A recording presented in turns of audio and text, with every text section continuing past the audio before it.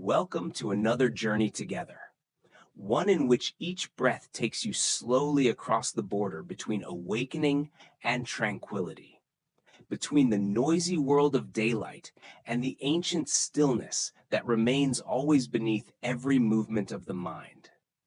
Tonight, you will unlock the eternal wisdom that Buddhist masters have embraced for many lifetimes to calm the agitated mind and achieve deep, restorative sleep. Maybe you're lying in bed. Maybe you're leaning back in your chair. Maybe you're closing your eyes slightly when you hear these words. And maybe you're in a very distant place or in a familiar room. Wherever you are, time quietly embraces you. This moment belongs to you. I will share a collection of exquisitely curated Zen stories, stories not only to hear and pass, but to unfold the simple and profound secrets of inner tranquility, of how the mind finds its way back to itself. Each story carries with it a transformative lesson, a slight shake that is enough to remind us that there are doors that only open when we stop trying to turn the key. These are not lullabies. They are teachings that have been preserved for generations from people who have seen through a truth that most of us have forgotten. That true peace does not come from correcting the world out there, but from reconciling our relationship with our own experience.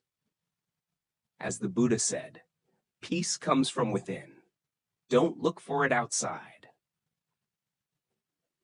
As we go through this journey together, you will feel how those timeless truths can loosen the knots in your mind, as the ropes that are tightening around your chest are gradually unraveled. The simmering tension of anxiety will begin to disintegrate. The thin dust of relentless thought will drift away, and you will find yourself sinking into a state of deep understanding. Rest, awakening without trying. Silence without repression. So right now, allow yourself to settle down more deeply. Let your body, with all the stories it has carried all day, surrender to whatever is holding it back. Take a slow breath with me, and as you exhale, open an invisible door. Let the teachings that have been waiting for you for so long enter. We begin with a simple but imbued with wisdom about the power of the present moment. It is the story of the weaver's thread in a remote village on the side of a river that winds like a blue silk ribbon, where the sound of the water blends with the gentle rhythm of the people's life. There is a weaver named Kiko. Her humble home was in the shadow of an ancient olive tree, and by the window, which was always flooded with light, was the wooden loom that had followed her since childhood. Every day, as the sun began its journey through the sky, Kiko sat down by the loom, her slender hands moving with the peace of someone who knew her every move. The threads in her hands seemed to carry life. There were threads as thin as morning dew silk, shining in the sun, have strong and thick fibers like the roots of old trees, has a light thread like a gentle breeze, have dark fibers like earth. But under Kiko's guidance, they all find their place in the carpet that is taking shape. One afternoon, as the sun poured streaks of gold on the floor, a traveling monk stopped at her doorstep. His robe was simple, faded by the wind and dust of many roads, and the wooden stick he held had been sharpened by time.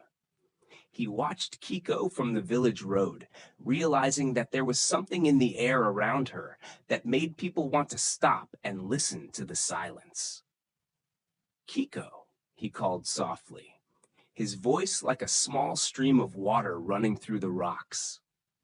"Which thread is the hardest to weave?" Kiko stopped his hand. The shuttle lay still between her fingers. She looked at the countless threads that were waiting, at the unfinished carpet in front of her, at the light pouring in through the window. Finally, she said, "Master, the hardest thread is not the thin silk thread that I have to touch very lightly so as not to break it, nor the rough hemp that makes my hands burn. The most difficult thread is the thread, not yet, the thread of tomorrow, the thread of the weaving pattern that I had not yet imagined. I can't hold it, I can't pull it, I can't weave it. The monk nodded, his eyes predicting that he was expecting this. What about the easiest thread? Kiko smiled, the smile of someone who had touched something deeper. It's the thread of the present. It was in my hands, without my need to trace it, without requiring me to anticipate or recall. It just needs me to weave it now. The monk bowed his head. He knew that sometimes a weaver could say things that even a multi-page classic couldn't express. As he left, the steady rattling of the loom followed his steps like a wordless verse. The Buddha once said, if you want to know the past, look at the present. If you want to know the future, look at the present action. This quote is the soul of the story of Kiko. We suffer not because of the present, but because of the threads that we cannot touch, the threads of the past that are gone, the threads of the future that have not yet come. How many times do you weave drawings that don't exist in a day? Conversations in your head that haven't happened yet? What situations do you imagine will get worse? All these invisible threads exhaust us because we're trying to weave a rug out of something we don't have. Zen master Suzuki once said, everyone is perfect in his own way, and he can still improve a little. That's the spirit of the weaver. The rug is complete in every moment, even if it's not finished. In wabi-sabi aesthetics, beauty lies in imperfection. A broken thread is not a fault. It is a pulse of the carpet. A slightly deviated color is no accident. It is the truth of the moment. And meditation teaches us, direct experience is more reliable than any idea of experience. When you touch the thread of the present, the feeling of your breath, the sound outside the door, your heartbeat, you are weaving your own tapestry. When you try to run to tomorrow, you're trying to weave with nothingness. Now, as your breathing continues to rise and fall steadily, you may have felt your body sink deeper into relaxation. You don't need to weave anything. You just need to be here. And to end this story, imagine Kiko's loom going silent as night falls, moonlight shining on the unfinished threads. She is not worried about tomorrow's weaving pattern. She knew, when tomorrow came, the thread of tomorrow would be in her hands, as every thread had ever been. Now let your mind be like that loom, quiet, quiet enough. The only thread you have is the breath you just exhaled, and it's perfectly beautiful. Tonight, as you prepare to rest, pay attention to which thread is really in your hands, because it is this moment that is opening as a soft door to the world of stillness that the masters have preserved for generations. Perhaps that thread is the simple act of breathing, the feeling of your body slowly sinking into bed, or gratitude as light as morning dew for a day that has gone by completely, even if not perfectly. Can you weave this single yarn with the patient attention Kiko has given to her loom? As the Buddha reminded us, the present moment is the only time in which we truly have domination. By learning to weave skillfully with threads that we truly own, we create a beautiful, mindful moment by moment. And as with every slow journey inward, the next story awaits you ahead, revealing a profound wisdom hidden in what has yet to be manifested, in the space between silence and movement, between what is known and what is forming. This is the story of the sound of the unturned stone. on a distant mountain where the morning clouds wander through the ancient pines like gentle guests, where the sun only touches after a long sigh through the valley, there is an ancient monastery. Its moss-covered stone walls have stood the test through hundreds of autumns, and in the meticulously maintained meditation grounds, a young assistant named Jiro is performing his usual task, tending to the meditation garden. Every day before dawn, before even the first response of the wild birds, Jiro was among the carefully arranged rocks and neatly trimmed shrubs. His movements are as precise and purposeful as the ancient heartbeat of the garden. He waters each stump according to their needs, gently removing fallen leaves before they can become weeds, polishing the rocks so that they reflect the early light like a silent mirror. The whole garden is a masterpiece of moderation and balance. Moss grows in soft patches like blankets, hugging ancient rocks. Small bamboo platforms drop every drop of water into the trough like a regular whisper of time. The cherry trees bloom in spring and then quietly return to subtle minimalism. Juro is especially proud of the winding stone paths he takes care of every day. Every stone is polished, every groove is cleaned, so that the monks who enter the meditation will not be scattered by a stray particle of dust. His devotion caused the older monks to nod in appreciation, though they rarely spoke of it. He felt a quiet pride, a joy that didn't need anyone to praise, but was still smoldering like a charcoal stove on a winter night. One morning, as the first rays of sunlight passed through the thick pine canopy and poured down the stone path with shimmering streaks of light, the monastery's teacher, an old monk with eyes like two deep and peaceful lakes, approached Jiro's side.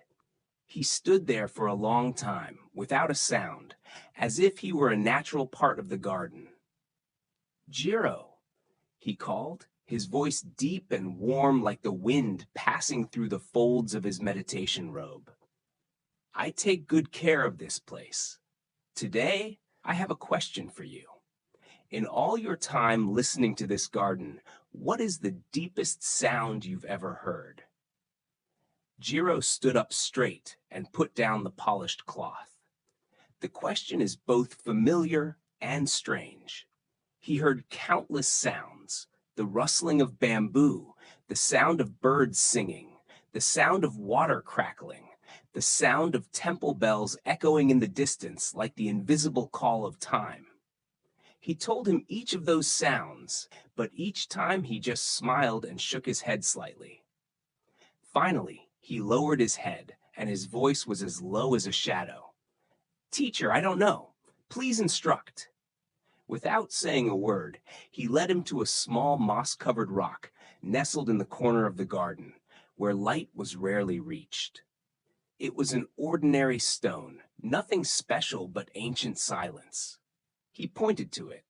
"Listen carefully." Jiro bent down, pressing his ear to the rock. He strained all his senses, but heard nothing but the familiar sounds of the garden. Then he shook his head. "Teacher, it doesn't make any sound." He smiled. "Exactly. The most profound sound of the garden is the sound of the stone that has not been turned over. It's silence that allows every other sound to be heard clearly. It's pure potential, where every sound can come and go." Jiro was silent. His words seemed to open a gap in his dark heart that he had never seen. He continued, "In life, we are attracted to what is noisy and conspicuous. But the deepest wisdom is often in the unrevealed, in the space between sound and silence, in what we are not in a hurry to explain or clarify." Those words seeped into Jiro like an underground spring seeping through the earth and rocks. From that day on, he began to listen not only to the sound of running water, to the singing of birds, but also to the silence between each sound, the silence before the wind blew, the breathless stillness of the dew before it fell. And it was in that quiet space that he realized something he had never noticed before. Unknown moments always carry a deeper wisdom than what has already appeared. Zen Buddhism teaches that sometimes the answer comes not from digging, but from not touching, like an unturned stone. There are words we don't say, but it's the silence between our lips that contains an understanding greater than 1,000 explanations. There are decisions we have not yet made, but it is the pause that gives the intelligence of the mind time to blossom. There are pains that we have not touched, but it is the unforced that makes them dissolve more gently. Tonight, as you lie down, can you listen to the sound of unturned stones in your mind? Maybe it's an emotion you haven't named, an answer you don't need to know, a direction you don't need to choose right away. In the very silence of these unrevealed things, an intellect is quietly taking shape. As the Buddha once taught, in the end, there are only 3 things that matter: how well we lived, how much we loved, and how we learned to let go. Letting go isn't always about leaving. Many times it is to stop hands, stop trying, stop turning over stones that are not yet time to turn over. When you do so, you begin to trust in the natural wisdom of life, the wisdom that is always present but can only be felt in silence. And now, as your breath drifts more slowly, as both body and mind begin to slide into the soft space of sleep, let the stories you've heard blend into you like water seeping into the ground. The thread in your hands tonight is the breath. The unturned stone is the moment you are not forced to understand or control. Both are the gateway that leads you back to yourself. And when you fall asleep, let the stillness lift you up like a gentle teacher, leading you into the world of dreams where there is nothing to exert, where every sound is born of silence and returns to silence. Wish you a peaceful night, where every breath is a thread, every silence is an unturned stone, and you both weave a soft tapestry of profound peace. On the dusty road that winds between distant cities, where merchants and pilgrims carry both worldly riches and spiritual aspirations, there is a simple house nestled in the shadow of an old cypress tree. There lived a Zen master who was famous throughout the region, not because of his eloquent lectures or strange magic spells, but because of a simple act of kindness.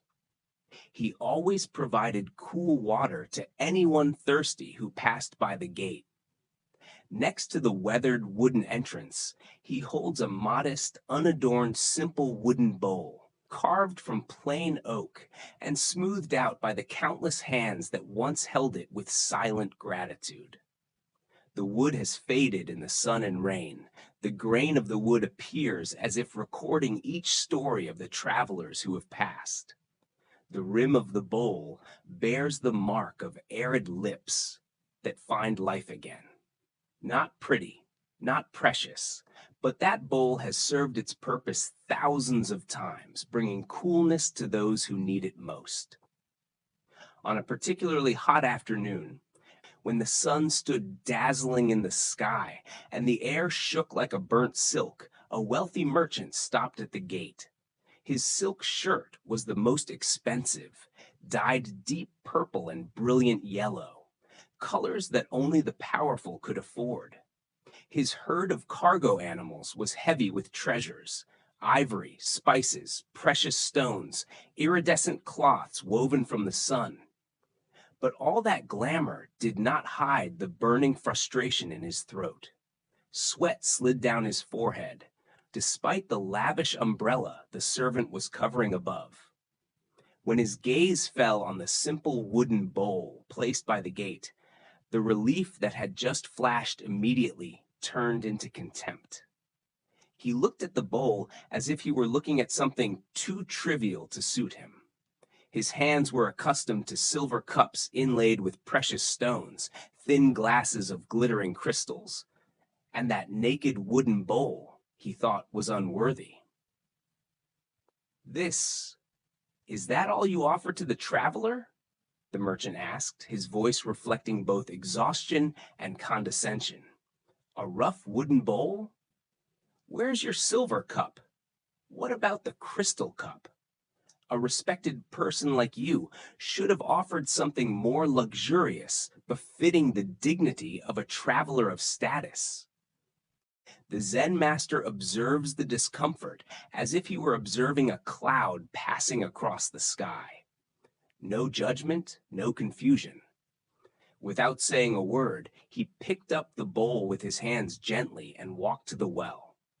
The water from this well is so clear that it seems to contain light, rising from the ever-shallow deep underground vein, even during the driest seasons. The Zen master filled the bowl and then turned around and handed it to the merchant. The merchant hesitated. Pride struggles with the desire for survival that is burning in the body. The water was so clear that he could see the sky reflected, and just by looking, he felt his thirst writhing more intensely. Finally, instinct prevailed. He accepted the bowl with his reluctant hands and took a long breath. The cool and sweet water spread through his throat like a cool breeze, dispelling the scorching heat, bringing with it the taste of pure soil and clean ice. His strength returned, his mind brightened, and in a few seconds all contempt, all distinctions, all comparisons disappeared. He knew only one truth: this country was salvation. "Thank you," the merchant said when his breathing had settled, his voice so sincere that he himself was surprised. "That's exactly what I need." But then when he returned the empty bowl, judgment arose again, like a long-standing habit that refused to leave. "But sir," he continued, "a wise man like you, shouldn't you use something more luxurious for your distinguished guests?" The Zen master held the bowl with peace as if he were receiving a flower. His gaze was calm, without blame, without praise, only an understanding of human nature, of the way in which the mind often confuses the shell with the intestines. "My friend," he said slowly, "the value of water lies in its ability to quench your thirst, not in the bowl that contains it. This empty bowl, when full of water, serves perfectly, and a golden cup, if empty, will not be able to quench the thirst of a man who is dying of water." The merchant was silent, but his heart was not fully accepted. Somewhere in the chest, pride is still stirring gently. The Zen master continued, as if reading the mood. "The Buddha taught that we create the world by what we think. When you look at this bowl, you only see its form, and your mind creates a world based on that judgment. But you've missed the content of it, the life-giving water. People are often mistaken.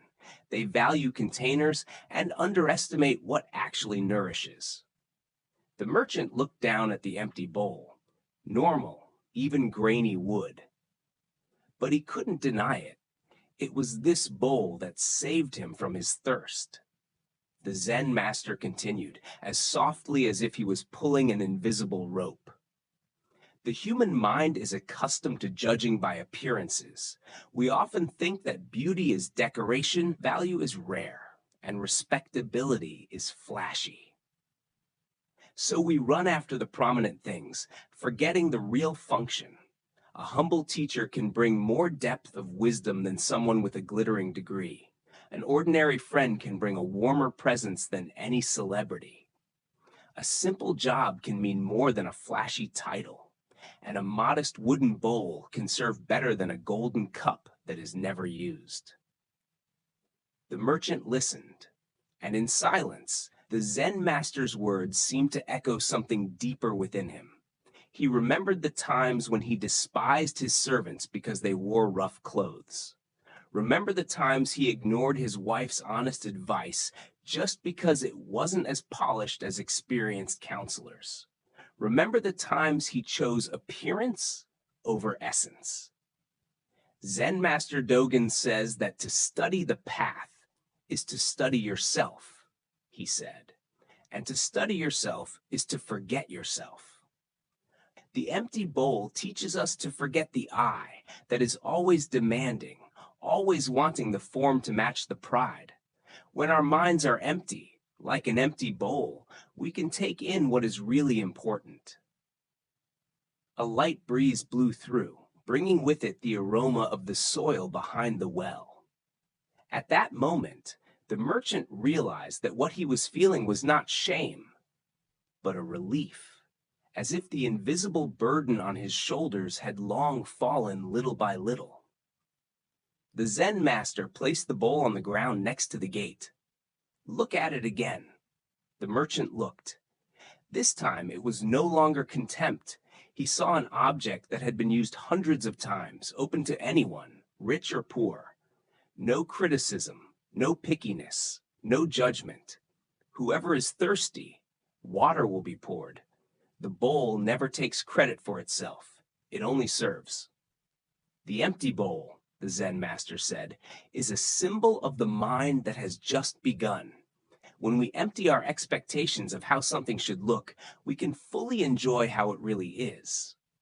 When you come here, your mind is too full of expectations of the cup worthy of status.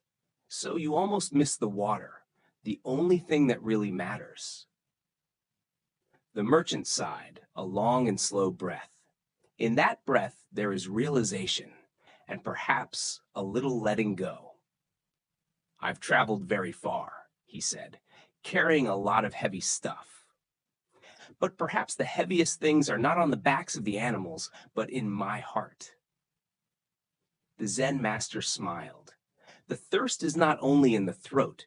There are thirsts of the mind, thirst to be acknowledged, thirst to be praised, thirst to see oneself as important. But those thirsts are never quenched by flashy vases.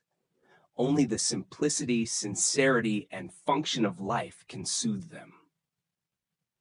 "So how do I learn that?" the merchant asked. "Let's begin," says the Zen master, "by letting the empty bowl lead the way. Don't just look for things that look good. Look for things that truly serve. Serve your body, your heart, your intellect, and your love. Let life teach you through its simplicity." The merchant bowed his head low, for the first time in many years, not out of etiquette, but out of genuine gratitude. When he stood up, the burden inside him was lighter. He continued on his path, but this time, his eyes looked at the world differently. He began to recognize the empty bowl in the little things, the smile of a child on the side of the road, a rustic greeting from a farmer, a rough but warm meal at a poor inn. The sound of the flowing stream does not need to be applauded. He began to see that life was full of empty bowls, modest, unobtrusive, but containing content that could quench the deepest human thirsts. And in the back, in the roadside house, the Zen master still placed the wooden bowl by the gate, hollow but ready, as a lesson that never gets old. When the bowl is empty, it can take anything. When our minds are empty, we can take on our whole lives. Tonight, when you drink from any pitcher of evening water, can you fully feel the miracle of quenching your thirst, regardless of the form of the cup? Can you notice that the empty bowls in your life still serve you perfectly, even though their appearance is so modest that they don't deserve anyone's attention? As the Buddha taught, better than ruling the whole world, better going to heaven, better than ruling over all the worlds, is the first step on the path to the truth. Sometimes that first step is unbelievably simple. Just realizing that the simplest vase, if given with sincerity, already contains all we really need. And from that realization, we enter a Zen story of the illusions created by comparison and the gentle light capable of revealing our true nature. It is the story of the shadow of the monk in the old monastery, where the honey yellow evening light pours through the worn stone courtyards and the sound of evening verses blends into the quiet atmosphere of a day that is about to end. There, a young monk named Taiki struggles with emotions that gnaw at the peace in his heart like a never-ending hunger. Every day, he observed his fellow practitioners with a sense of both admiration and despair. He saw their composure and compared himself with his clumsiness. He heard the certainty in their voices and saw his voice fragile. He saw them meditating in silence and his mind running like a pack of baby monkeys, branch after branch. As the whole monastery recited the ancient verse of the afternoon, the deep voices of the older monks seemed to lift the space, while Taiki's voice was small, trembling, like the sound of reeds being driven by the wind. In the discourse sessions, people speak sharp insights as if drawn from the very depths of their spirituality. Taiki, on the other hand, just sat still, fearing that his question would expose his ignorance. The high-ranking monks in the monastery walked with such a gentle look that it was as if they were not stepping but drifting across the ground. When they meditate, their every step is like water slithering through rocks, soft but strong. Their work in the garden looked like a dance cleverly arranged by some invisible hand, and their presence made everyone around them suddenly stabilize their breathing. Taiki looked at them and felt his shortcomings like a heavy stone in the middle of his chest, getting heavier and heavier every day. He always wondered, why can't I be like them? Why can they be so calm? When will I attain a natural understanding of the Tao like theirs? Those questions swirled in his mind like a flock of dark crows, making his heart more and more agitated, further away from the peace he sought. One late afternoon, when the sun was sinking behind the distant mountains, and its light dyed the entire wall of the monastery into a warm honey gold, Taiki accidentally saw his teacher walk through the central courtyard. The low light stretched behind the old master, creating a large shadow extending from his feet to the opposite wall. As he looked down at the ground, Taiki saw his tiny shadow lying right next to his feet, short and pinched. That contrasting image made his heart sag. Even the shadow, something that was not human, not elaborate, revealed too great a difference between him and his teacher. Gathering all the remaining courage, Taiki walked closer to his teacher, each step as if a self-confession of weakness. He bowed his head.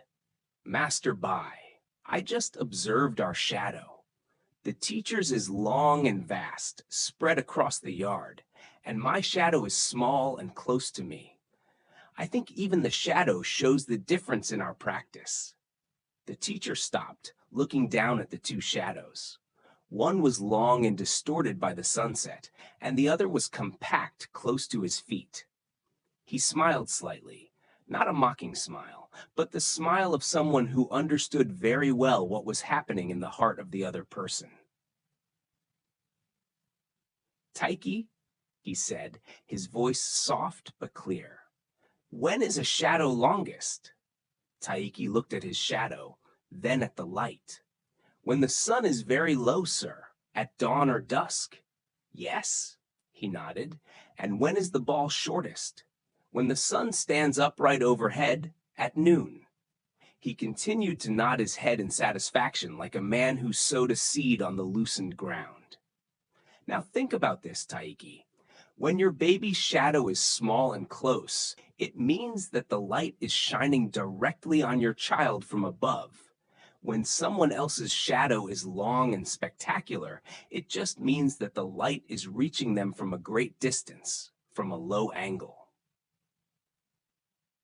Taiki blinked. He was still looking at him, his eyes like a still lake after the rain. In the spiritual life, he continued, when you see others who have a long shadow of wisdom, education, or achievement, remember that many times it only means that they are standing in the light of distant teachings, the light from the scriptures, from the teachers, from tradition. The light is precious, but it is not direct. And when you see your own shadow shrinking, it may mean that the light of awareness is shining directly on you at this very moment. Those words were like the sound of a soft bell ringing inside Taiki.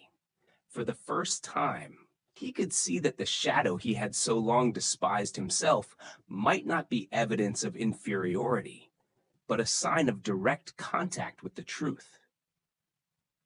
Buddhist wisdom has long said that comparison is a stealer of joy and a major obstacle on the path to enlightenment. The ego mind likes to measure everything. Who is better? Who is more advanced? Who is holier? It seeks to rank to prove its own existence. But the spiritual path asks us to let go of all these measurements. The shadow represents the image that we think we or others are in our practice. But like the shadow, this image changes with time, position, and perspective.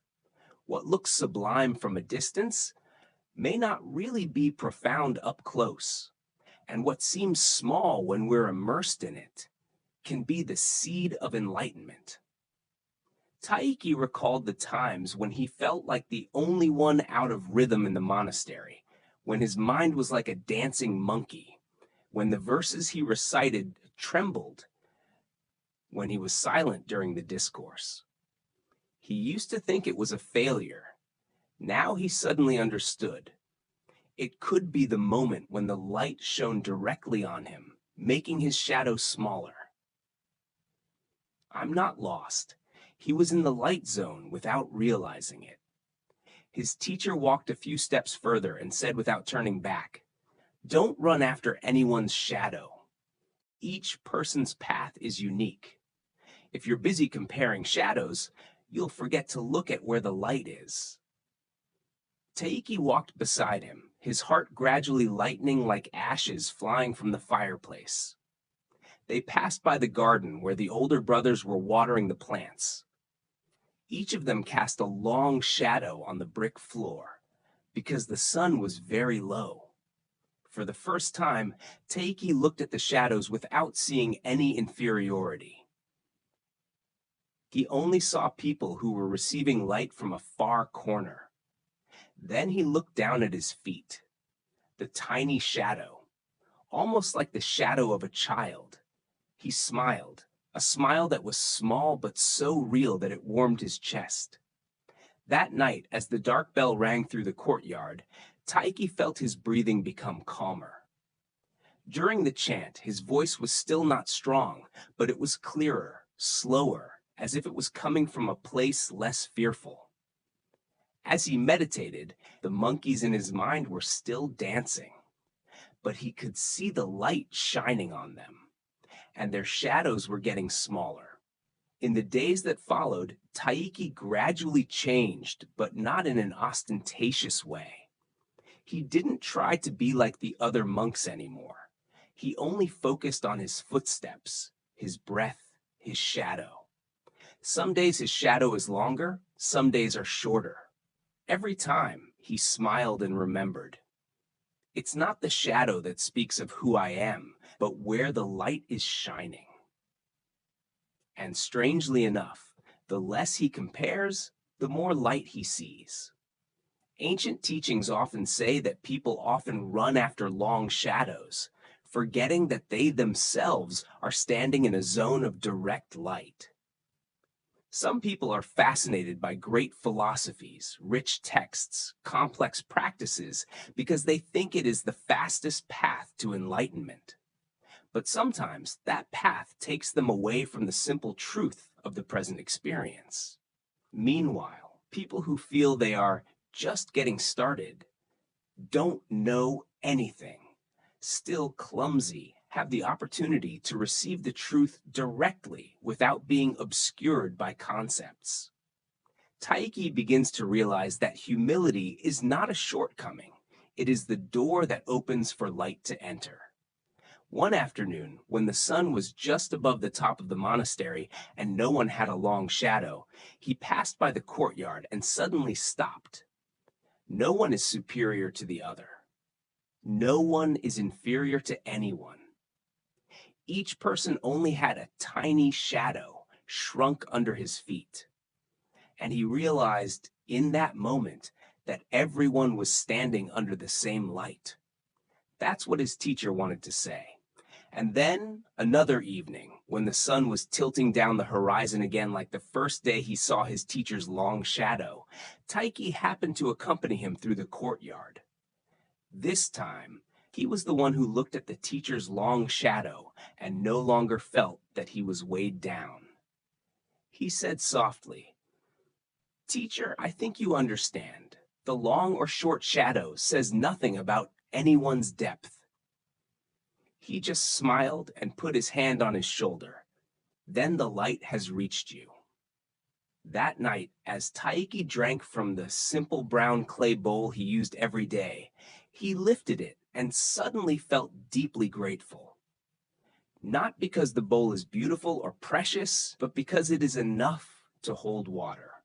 It is enough to quench thirst. It was enough as he was enough in his own way. And he understood. The bowl, the shadow, the light, they were all pointing to the same thing, that we don't need to be like anybody else. We just need to let the light shine on us and walk on our own path. Because as the Buddha once taught, the only mistake is not to start but stop in the middle of the road. But when we go on, even if it is a small step, the light will come by itself, and our shadow, long or short, is only secondary. The important thing is that we are walking towards the truth. And so the monastery grounds sank again into the evening, but the light of knowledge that had just bloomed in Taiki's heart was not extinguished. It's small, but direct. It's humbling, but real. It was enough to lead him far. He is no longer chasing the ball. He walked towards the light, and the light goes with him. Tonight, as you listen to the sound of running water, whether it's from the tiny faucet in the kitchen, the rain tapping on the roof, or the silent memories of the rivers you once knew, can you feel what stones you're holding? Worries, burdens, pieces of memories that you've been holding on to for too long? Are there any stones you've been light enough to drop down? The flow of this moment always invites you to trust it, inviting you to put into its heart what has accomplished its task and no longer serves you, while retaining the refined wisdom that helps you move forward with greater elegance and insight. The Buddha once said, "What we think, we become." Everything we are arises from our own thoughts. So, with our thoughts, we create the world.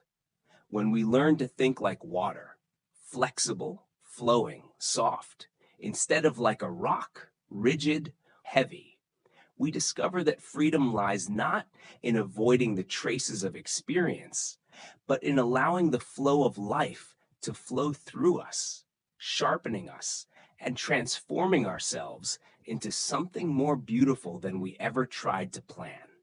And to continue this journey, let's enter the story of a student who finds the source of true freedom and the heart of the teacher who shows him the way. In a calming monastic garden where cherry blossom petals fall like spring snow, a young student is walking slowly through the cobblestone paths, looking for his teacher in the evening meditation. The evening light is receding from the sky, leaving a void dyed dark purple and pale yellow.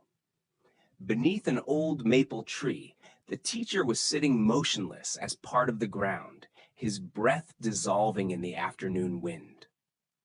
The student, who had been practicing seriously for many years, felt heavy in his heart questions that neither discipline nor technique could solve.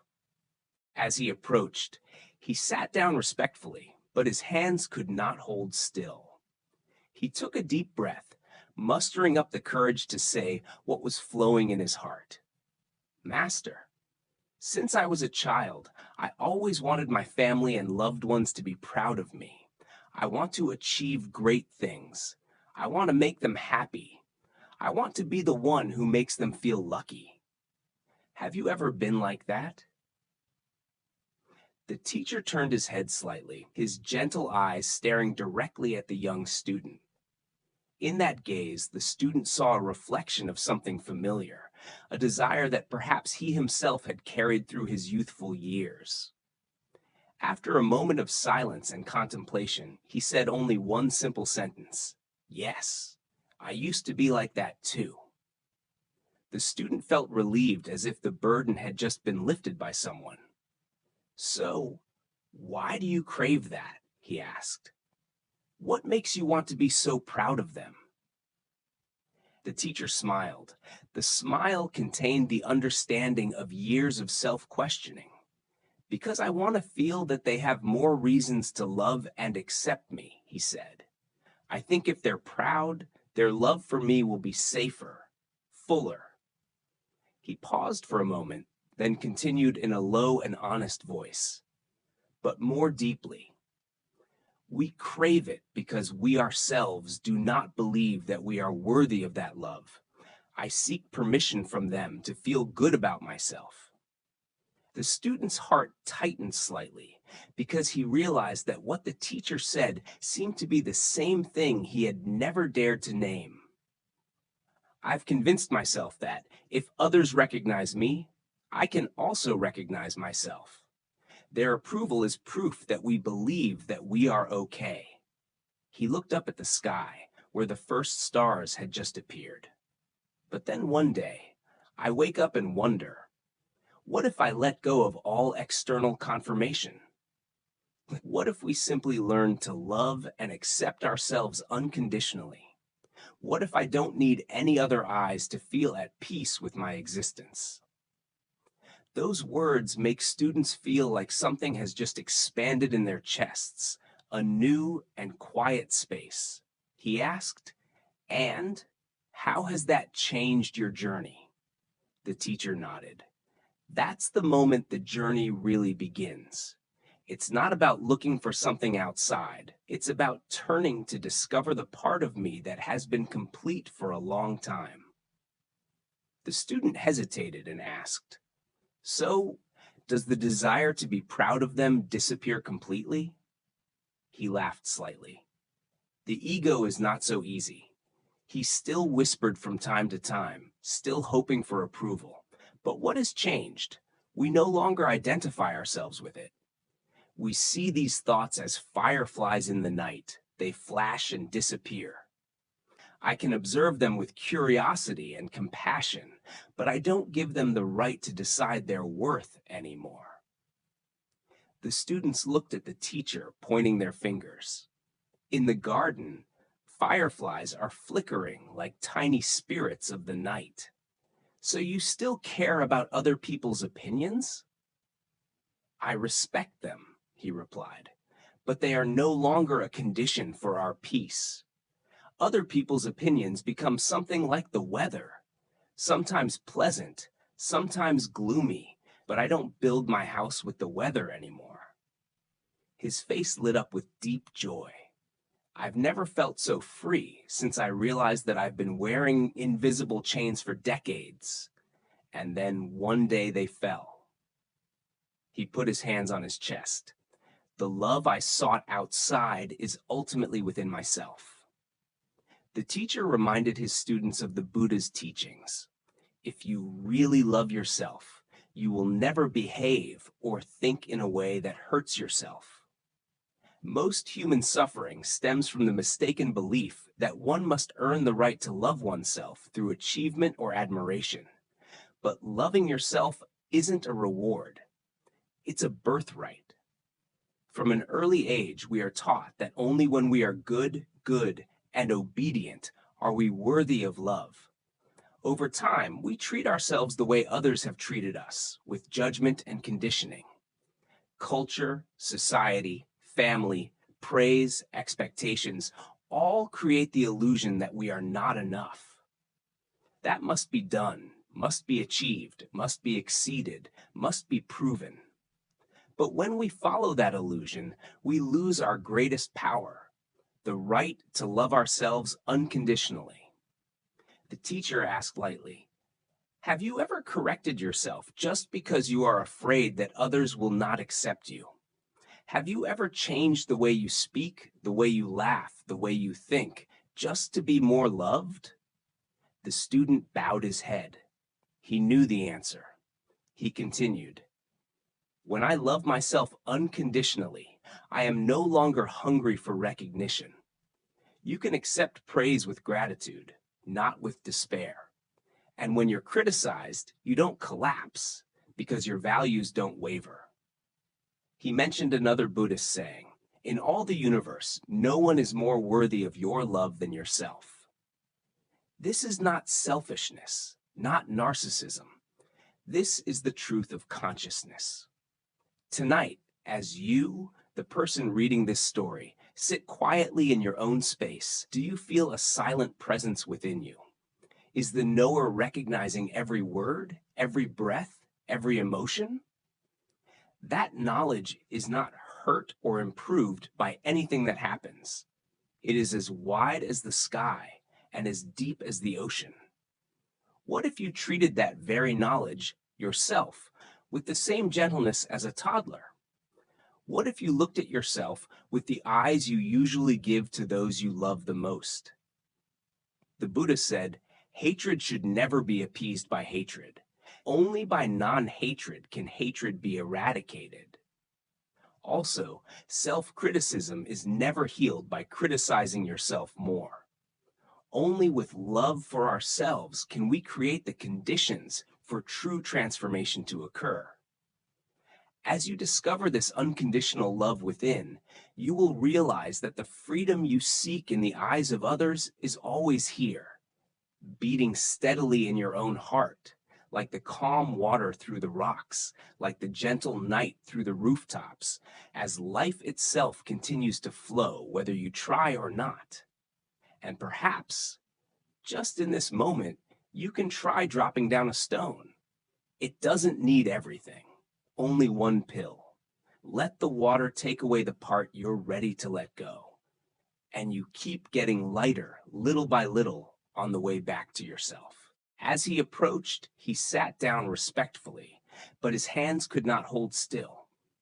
He took a deep breath, mustering up the courage to say what was flowing in his heart. "Master, since I was a child, I always wanted my family and loved ones to be proud of me. I want to achieve great things. I want to make them happy. I want to be the one who makes them feel lucky. Have you ever been like that?" The teacher turned his head slightly, his gentle eyes staring directly at the young student.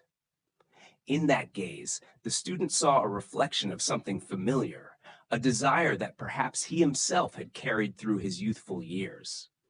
After a moment of silence and contemplation, he said only one simple sentence. "Yes, I used to be like that too." The student felt relieved, as if the burden had just been lifted by someone.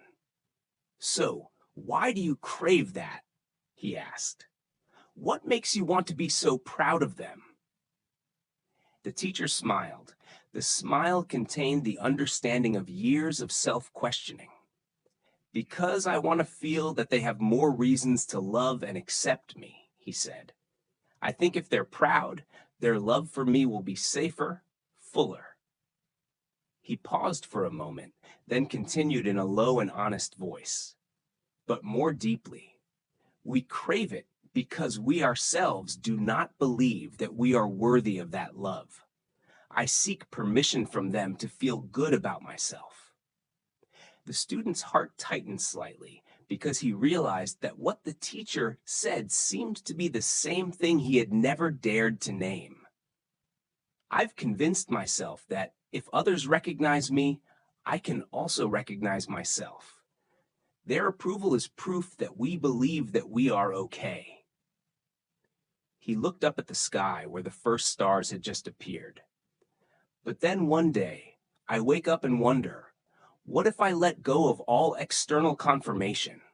What if we simply learn to love and accept ourselves unconditionally?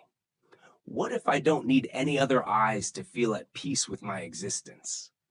Those words make students feel like something has just expanded in their chests, a new and quiet space. He asked, "And how has that changed your journey?" The teacher nodded. That's the moment the journey really begins. It's not about looking for something outside. It's about turning to discover the part of me that has been complete for a long time. The student hesitated and asked, "So, does the desire to be proud of them disappear completely?" He laughed slightly. "The ego is not so easy." He still whispered from time to time, still hoping for approval. But what has changed? We no longer identify ourselves with it. We see these thoughts as fireflies in the night. They flash and disappear. I can observe them with curiosity and compassion, but I don't give them the right to decide their worth anymore. The students looked at the teacher, pointing their fingers. In the garden, fireflies are flickering like tiny spirits of the night.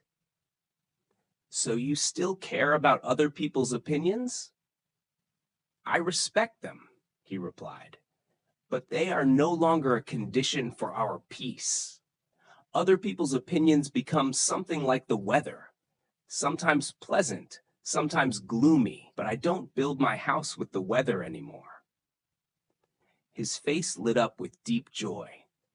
"I've never felt so free since I realized that I've been wearing invisible chains for decades, and then one day they fell." He put his hands on his chest. "The love I sought outside is ultimately within myself." The teacher reminded his students of the Buddha's teachings. If you really love yourself, you will never behave or think in a way that hurts yourself. Most human suffering stems from the mistaken belief that one must earn the right to love oneself through achievement or admiration. But loving yourself isn't a reward. It's a birthright. From an early age, we are taught that only when we are good, and obedient are we worthy of love. Over time, we treat ourselves the way others have treated us, with judgment and conditioning. Culture, society, family, praise, expectations, all create the illusion that we are not enough. That must be done, must be achieved, must be exceeded, must be proven. But when we follow that illusion, we lose our greatest power, the right to love ourselves unconditionally. The teacher asked lightly, "Have you ever corrected yourself just because you are afraid that others will not accept you? Have you ever changed the way you speak, the way you laugh, the way you think, just to be more loved?" The student bowed his head. He knew the answer. He continued, "When I love myself unconditionally, I am no longer hungry for recognition. You can accept praise with gratitude, not with despair. And when you're criticized, you don't collapse because your values don't waver."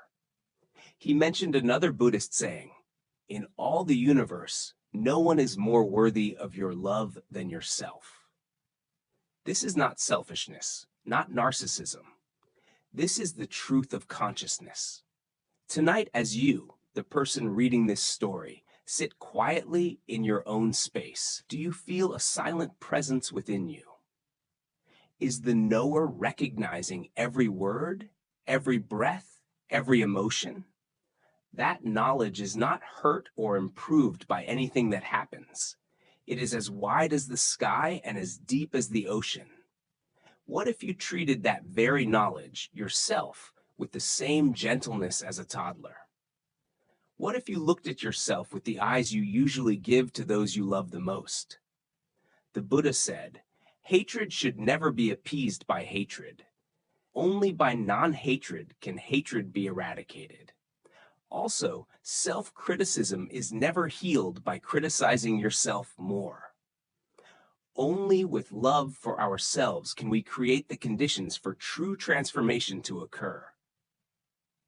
As you discover this unconditional love within, you will realize that the freedom you seek in the eyes of others is always here, beating steadily in your own heart, like the calm water through the rocks, like the gentle night through the rooftops, as life itself continues to flow, whether you try or not.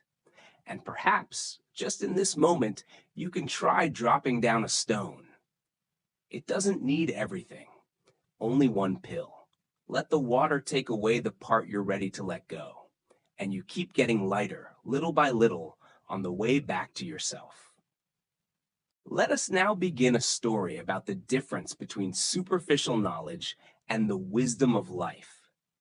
A seemingly simple story of following a stream, but actually flowing deeper than any water in the middle of a wilderness.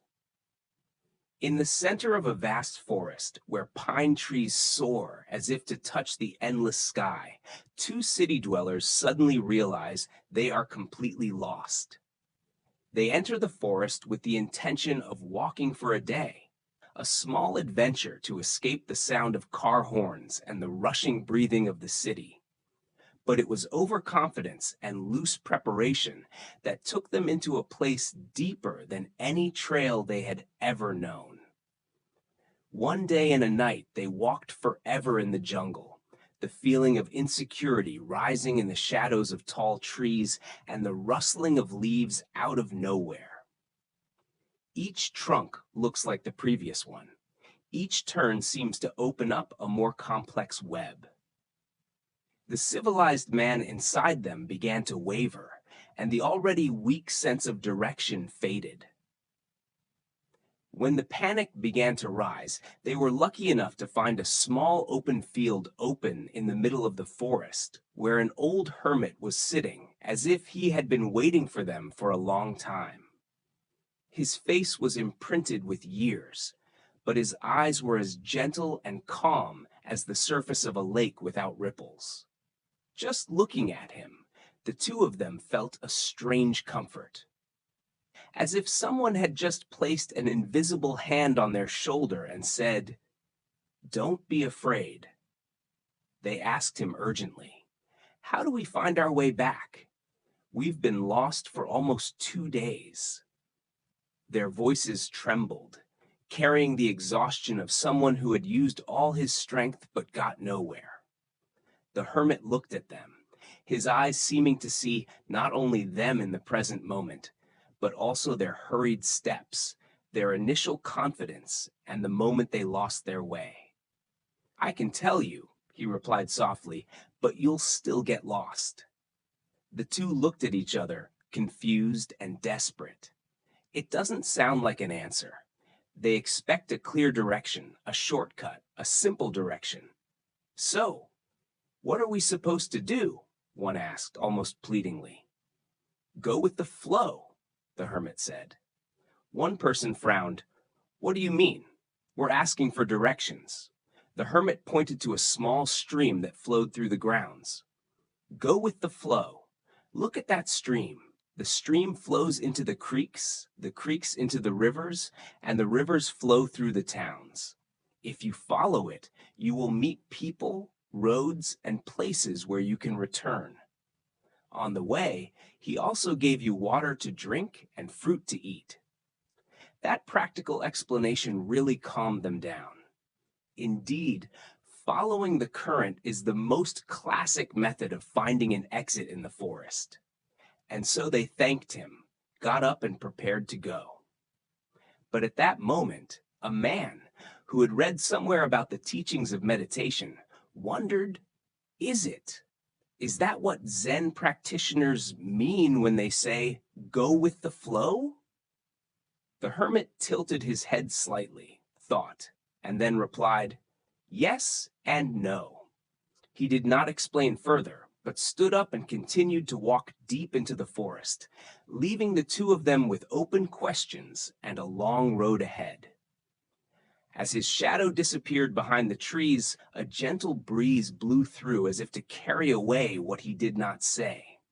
And in the silence, they suddenly felt that his answer was not only for their feet, but for their own minds. The Buddha once said, if you understand, everything is still as it is. If you don't understand, everything is still as it is. That sentence, if you just read it, doesn't make much sense. But when those two lost people begin to follow the stream, they begin to understand that understanding is sometimes not about changing circumstances, but about changing perspective. The deeper wisdom that the hermit seeks to unfold lies in this very place. There are guidelines that will only help us get out of the situation for a while, but do not alter our ability to orient ourselves inwardly. People can give you a map, but if you don't know how to observe, you'll still get lost. As they walked, they thought about the hermit's words. Why do you say that if we show the way, we will still get lost? One person asked. The other replied, maybe it's because we're expecting someone to do the hardest part. Maps, techniques, methods, all of these are things that the people of the city are accustomed to relying on. But deep forests don't speak like maps. It speaks in the water, the soft dirt road, the canopy tilted towards the sun, the sound of birds, and even the sudden silence. As they followed the stream, they began to realize that the stream never asked, where is the ocean? It flows only in the most natural direction. It's not in a hurry, but it doesn't stop either. It's not worried, but it's also not passive. It does what it is supposed to do, continuously and gently. And it suddenly occurred to them that perhaps meditation was the same. For a long time, they thought that meditation meant knowing exactly what to do, what to achieve, and knowing the perfect method. But along the way, every time they stopped to drink water, they saw how the stream slid over rocks, hugging the bends, flowing hard when the land was steep, and slowing down when the stream bed was wide.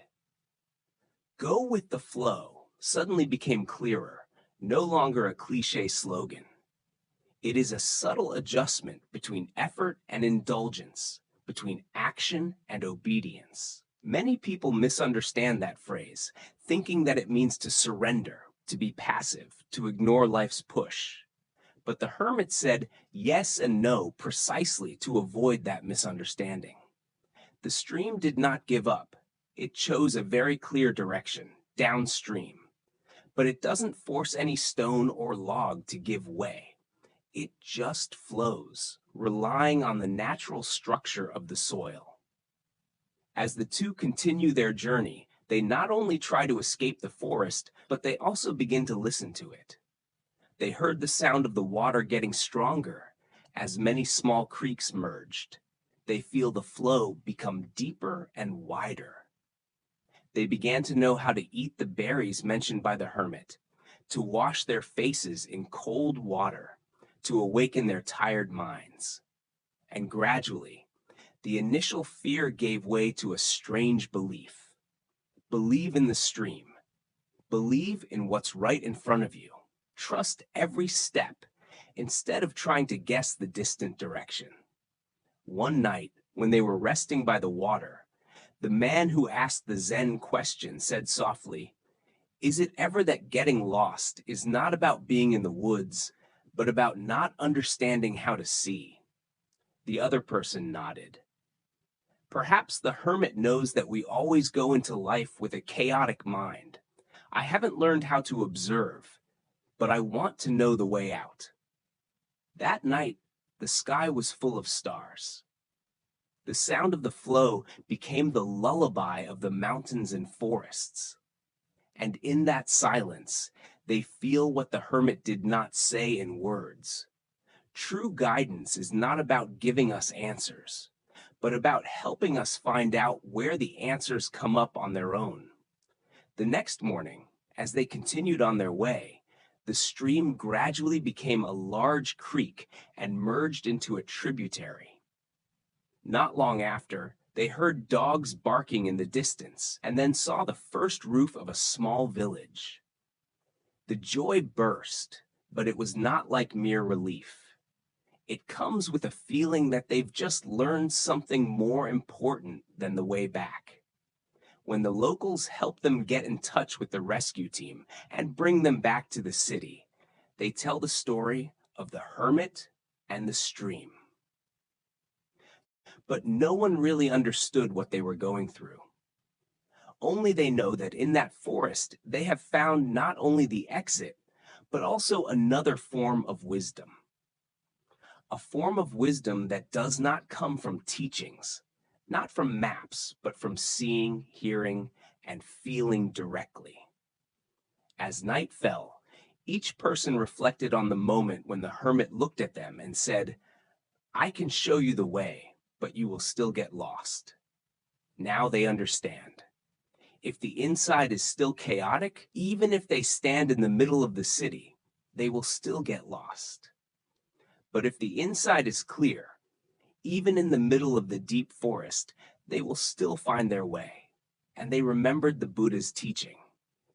Thousands of candles can be lit from one candle, and the light of that candle does not diminish. The light that the hermit lit in them was the same.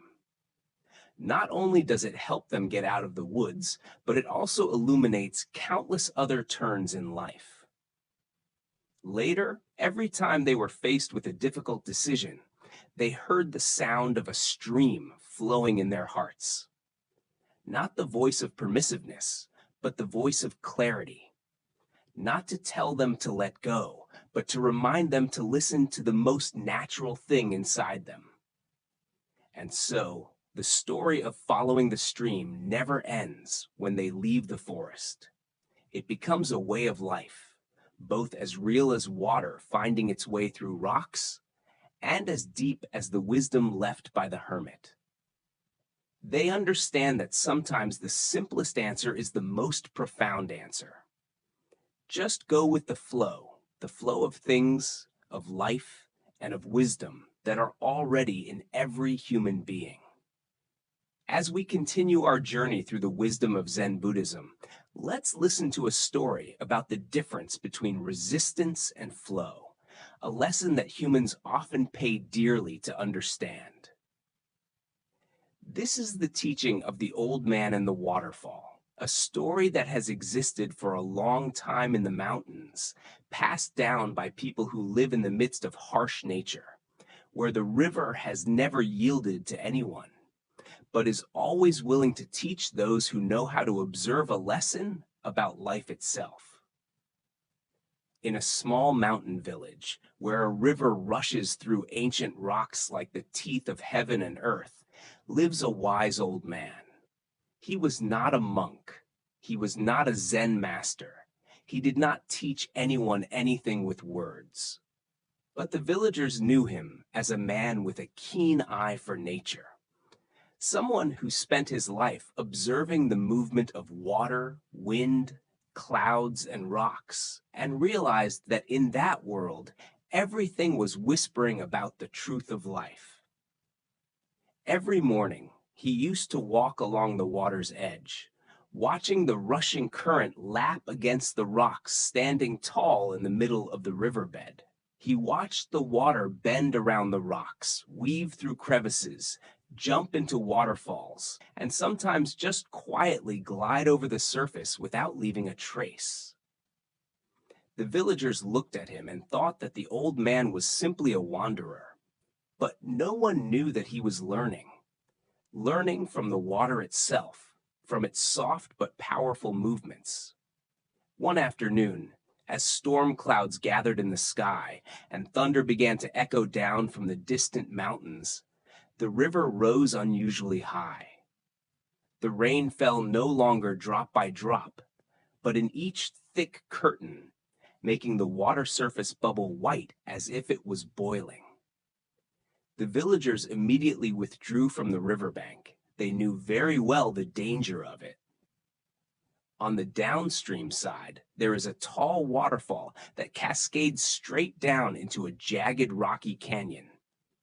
Anything that fell into the current during such a fierce water would be mercilessly swept away. However, the old man was trapped in the storm that day while walking along his familiar path. It is said that he did not panic at all, but just quietly continued walking, intending to find his way back to his small house. But the soil and rocks under his feet softened with the mud, and in the blink of an eye, the bank collapsed. He fell straight into the whirlpool. Witnesses screamed in despair. They ran along the bank, trying to see the silhouette of the old man who was swept away by the raging water like a dry leaf. They saw him overturned, then overturned, and swept around in huge whirlpools before being dragged toward the falls. No one dared to watch him disappear over the edge of the waterfall. The sound of water pouring down the canyon was like the sound of the sky falling. Everyone believed he was dead. A muscular man in the village shook his head and said that even the youngest, strongest person could not survive the fall, let alone an old man in his 70s. The rain gradually stopped, the water slowly became less aggressive, and the villagers prepared to find the old man's body downstream. But when they reached the foot of the falls, they stopped, their eyes wide open, their mouths gaping as if they saw something impossible. In the distance below, a figure emerged from the water. The old man, his gray hair stuck to his head, his clothes soaked, but completely uninjured. He calmly swam to the shore as if he had just finished a pleasant spring bath, and then sat down on a rock, breathing softly, without trembling. The villagers ran to ask urgently, "How did you live?" He fell from above. The rock at the foot of the waterfall was very sharp, and the water swirled like a demon. Anyone else is dead. How did you escape? The old man smiled kindly, squeezing the water from his sleeve to the ground. He looked at the river as if he were talking to an old friend and said softly, "I live because I adapt to the water, not because the water adapts to me. When I fell, I didn't try to fight it. I didn't try to grab a rock. I didn't try to force the water to change direction. I let my body soften, drifting with the water. When the water goes down, I go down. When the water swirls, I swirl along. When it rolls down the cliff, I roll with it. I don't think, I'm not afraid. I let go. I became water." The villagers were silent. They understand that they don't just hear a technical explanation. They had just heard a philosophy of life. The elders of the village whispered that the old man had practiced this way of life all his life by observing rivers and streams every day. And the young people standing there, amazed, began to realize that sometimes the greatest strength is not in toughness, but in the ability to be soft at the right time. Zen Buddhism often teaches that nothing in the world is eternal. Everything changes, flows, moves, is born, and then disappears. Only those who know how to look at that nature can live in harmony with life. The old man's story is living proof. Most of us instinctively resist difficult circumstances. We try to control others. We try to force things to go our way. We try to build psychological walls to protect ourselves from suffering. But the more we resist the natural flow of life, the more exhausted we become, and the deeper we become caught up in suffering. The river never stops waiting for my will. It keeps flowing, it keeps rolling, it keeps plunging into the waterfall. We can swim along or be swept away like a broken branch. But if we are like water, we can pass through seemingly impassable places. We can pass through the smallest rock crevices. We can cross the biggest mountains. Softness is not weakness. Demand is not surrender. It is the wisdom of knowing when to take refuge in order to preserve oneself. The old man did not give up his desire to survive. He did not let his fate go. He still acts, still regulates every movement of his body. It's just that he didn't go against the water. He didn't confront his little will against the power of nature. Doing so is not surrender. It is awakening. Our lives are the same. In relationships, we sometimes struggle, trying to correct others to our liking, trying to force them to behave as we expect. When our careers are difficult, we try to force everything to go as planned, while the actual circumstances are constantly changing. When loss, failure, or illness strikes, we fight them with anger, denial, and resistance. And then we suffer more, like a person who is swept away by the rushing current and tries to resist, only to be exhausted before he reaches the shore. The old man's teaching is another suggestion. Soften a little. Don't strain anymore. Look where the current is leading us. Let's see what we can change and what we need to accept. Learn to swim with it and use the power of the current itself to go further. Lao Tzu once taught, "Water is soft, but nothing is stronger than it. It can pierce even rocks." The Buddha said, "Hatred cannot destroy hatred. Only love can do that." Softness, compassion, adaptability, all are different manifestations of a single wisdom, the wisdom that knows when to let go and when to yield. In the evening after the incident, the sky was clear, and the river surface reflected the light of the new moon. The old man sat by the water's edge again. A boy in the village timidly approached and asked, "Are you afraid to be swept away like that?" The old man smiled, his eyes shining with the gentleness of someone who had lived long enough to understand the nature of life. "Yes, fear is natural, but I don't let fear control my body. Fear is stone, and I choose to make water." The boy thought for a long time. Then he asked, "How do you become water?" The old man looked at the river, was silent for a long time, and then replied, "You don't need to become water. You just need to know where you're hard." That answer followed the boy for the rest of his life. And it's the same with us. Every time life becomes overwhelming, every time you encounter a situation that you can't control, every time you feel like you're being swept away, ask yourself, what am I up against? Where am I trying to catch the water changing direction?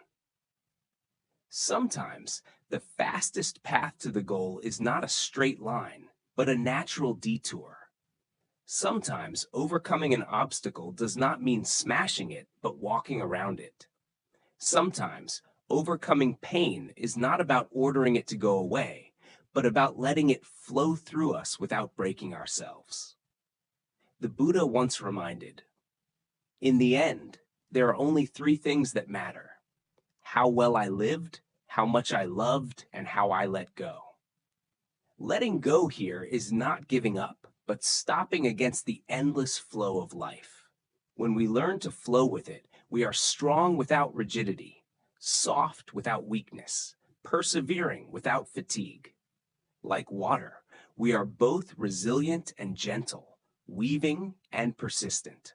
And just like the old man by the waterfall, we can survive, even with a smile, even when life throws us down seemingly insurmountable rapids. Let us now enter into a story about the thin line between heaven and hell in the human heart.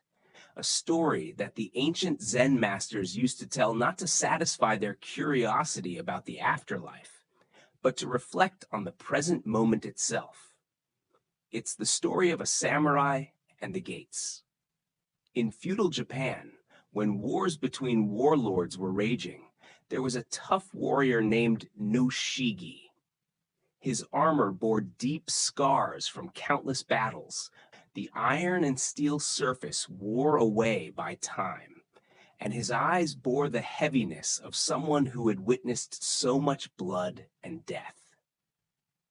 Although the battlefield had never made him tremble, there was one thing that had been simmering for a long time that made his heart restless. What awaited man after the sword and spear fell? Does heaven and hell really exist, as the saying goes? That question had been brewing in his mind since the last battle, where he saw his best friend knocked down in front of him, and he himself survived, but felt a vague emptiness inside. He was convinced that the next life was a matter of the clergy, of those who did not understand the battlefield. But death looked him in the eye in that moment. That made him realize there was something he didn't understand. So Nushigi took the question to Hakuin, a teacher known throughout the region for his sharp intellect and paradoxical teaching methods. People say that Hakuin can point out the truth in the middle of a blow, can use a harsh word to break the illusion, and can also make proud warriors bow their heads without touching the whip. The thatched house of Hakuin sits humbly at the foot of the mountain, surrounded by pine trees and the sound of gurgling spring water. When Nushigi entered, he saw the monk drinking tea, his appearance so gentle that nothing in the world seemed to stir him. The samurai approached with a stern look, tapping his knees lightly on the old wooden floor and bowing his head in a formal but slightly rigid manner in thick armor.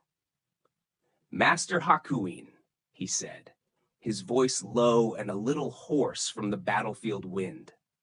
"I've spent my whole life fighting for my lord, facing death countless times.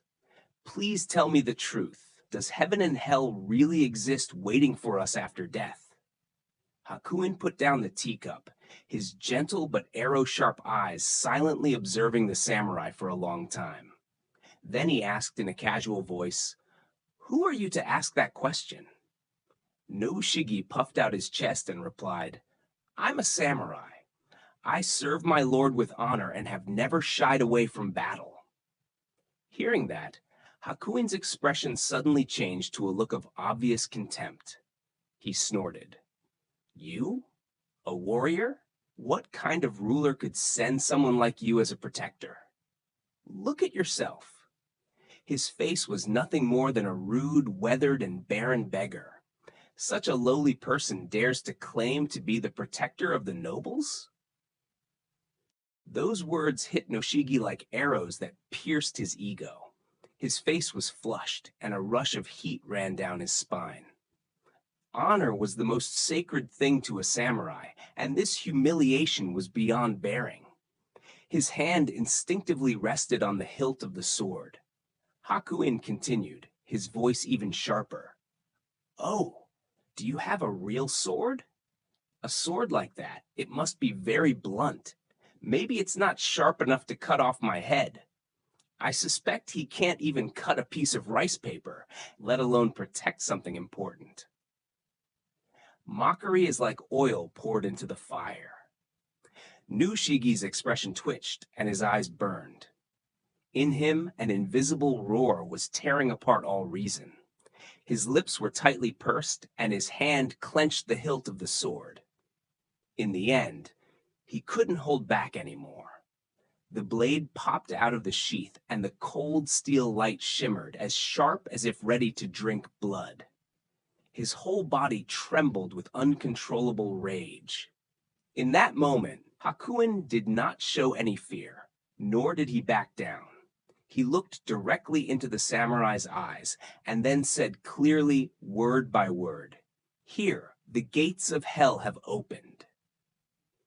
His words were like a spiritual bell that touched No-Shigi's heart. All the sounds around him stopped. The sound of streams, the rustling of leaves, his own breathing stopped. He saw himself, saw the blind anger that was turning him into someone who was willing to kill an unarmed man for just one word. He noticed that his face was distorted with anger, and his eyes were full of hatred. In that moment of brilliance, he understood something he had never seen before. Hell was nowhere far away. It was the state of mind just now where he was engulfed in hatred, where reason disappeared, where he lost himself in a single breath. The blade stopped in midair. No-Shigi's eyes trembled. Slowly, as if lifting a rock from his chest, he put his sword back in its sheath. Then he knelt down and bowed his head deeply. The anger had dissipated like smoke, replaced by a feeling of lightness and deep gratitude. Hakuin nodded, a gentle smile appearing on his face. "And this," he said softly, "is the door of heaven." His voice was now full of compassion. The Buddha's wisdom reminds us that hatred cannot be extinguished by hatred. Only love can end it. It's the law of eternity. This story sheds light on a marvelous truth. Heaven and hell are not the places we go to after death, but the states of mind we live in each moment of this life. When we fall into hatred, envy, anger, greed, suffering, then the door of hell opens. And when our minds are clear, calm, full of compassion and awake, then heaven is present. Zen Buddhism points out that the three poisons, greed, hatred, and naivety, are the fires that burn within, turning a peaceful day into the abyss of suffering in an instant. Just as when No-Shigi's pride was touched, anger immediately took over his heart, making him willing to murder a sage. It was hell that appeared in an instant. Think about everyday life. Just one surprise email is enough to turn a peaceful morning into a whole heaven of anxiety. As long as someone crossed on the road, the open space in his heart immediately shrunk into a frustrated mass. Just a thoughtless word from a colleague is enough to clean up the satisfaction we already have. These are all moments where we are standing in front of two doors. Do we enter the hell of ignorance reaction, or do we open heaven with awareness? Meditation does not teach us to become emotionless, but teaches us to see clearly the moment of transformation in the mind.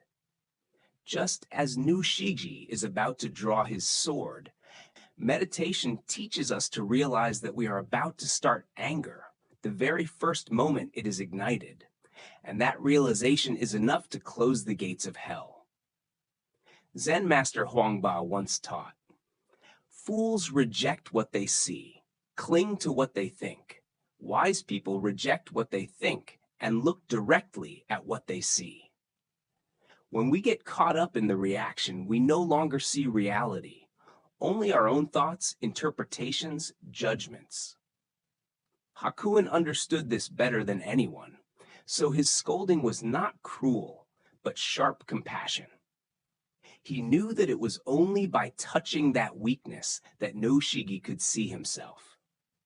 It also invites us to examine ourselves. What makes us most prone to losing our temper? Feeling belittled? Not properly rated? Misunderstood by your family? Put in unexpected situations out of control? Every time that happens, the real question is not, why did they do it? But will I draw my sword or will I see the lesson? Tonight, when a certain resentment arises in your heart, something as small as losing your keys, something as big as a family dispute, you may remember Hakuin's lesson. Can you realize that you are standing at the hellish door of ignorance reaction and gently step into the heaven of awakening? The Buddha once taught, "What we think, we become." Every thought, every feeling, every reaction is a blow to our own destiny. Every moment, we are opening one of two doors, hell when we react unconsciously, and heaven when we are fully present. And perhaps the lesson that Hakuin wanted to teach the samurai that day is also a lesson for us, that heaven and hell are never a matter of the afterlife. They are a matter of every breath. They are the choice of every moment. They're right in our minds, right now. Tonight, when the dim moonlight shines on the ancient tiled roof and the breeze blows through the quiet garden, you can rest in your simple self, not someone special, not a warrior or a scholar, but just yourself in this moment. You can practice the art of not being anything special, not seeking recognition, not expressing wisdom or achievement, but simply resting in the everyday mystery of awareness itself. Sitting quietly, you feel your breath, feel your body, feel the rhythm of life passing by without clinging to it, and realize that true freedom does not come from achievements or fame, but from letting go of those needs. As the Buddha taught, those who are free from resentful thoughts, hasty reactions, and attachment habits will inevitably find peace. And the deepest peace, strangely enough, comes not when we seek it, but when we let go of even attachment to that peace itself. And now, let's listen to another story. The story of the fundamental truth that governs all human experiences. One that is not only for meditators, but also for anyone who has ever struggled with their own mind. This story begins with a young practitioner who has been practicing meditation for several months with dedication and determination. Every morning, before the first light of the day hit the roof of the cottage, he sat down on a neat mattress, closed his eyes, and tried to follow the breathing techniques his teacher had taught him. Every evening, he did the same, like a nameless rhythm of life, over and over again, in hopes of finding the peace and stillness he thought would be instantly reached. But meditation is not as simple as it seems. Some days, the practice seemed natural and calming, but other days, he struggled with distraction, restlessness, and feelings of frustration. On one particular morning, when he sat down, just a few minutes was enough for his mind to race with thoughts about work, relationships, daily worries, and dozens of other trivial things. His legs ached from sitting in an unfamiliar position. His body felt tense, and although he tried to focus on his breathing, his mind was constantly being pulled away. Time flies like endlessness. What he thought was that a few tens of minutes were really just a few moments of restlessness and discomfort. Eventually, he gave up meditation, got up, and went to his teacher. He saw the Zen master tending to the small garden behind the meditation hall, his hands full of dirt, pulling out every weed in the gentle light of the morning. The practitioner approached, his voice deep and full of disappointment. "Teacher, my meditation is terrible. I couldn't concentrate. I felt constant distraction. My legs ached, and I kept falling asleep. Everything about my meditation is wrong. It's terrible." The teacher raised his eyes, looked at the student with calm, understanding, non-judgmental, and non-surprised eyes. It seems that he has heard these complaints thousands of times before, and they are all just part of the natural learning experience. "It's going to pass," he said simply, and then went back to pulling the weeds as if nothing had happened. The student stood there, a little confused, a feeling of dissatisfaction creeping into his heart. He had expected a detailed instruction, a new technique, or at least a consolation, but all he received was 3 simple words. Returning to his room, he pondered the teaching. In the days that followed, though his frustration still lingered, he continued to sit down to meditate, still sore, still restless, but with a new understanding. Discomfort, distraction, and frustration were also experiences, temporary and impermanent.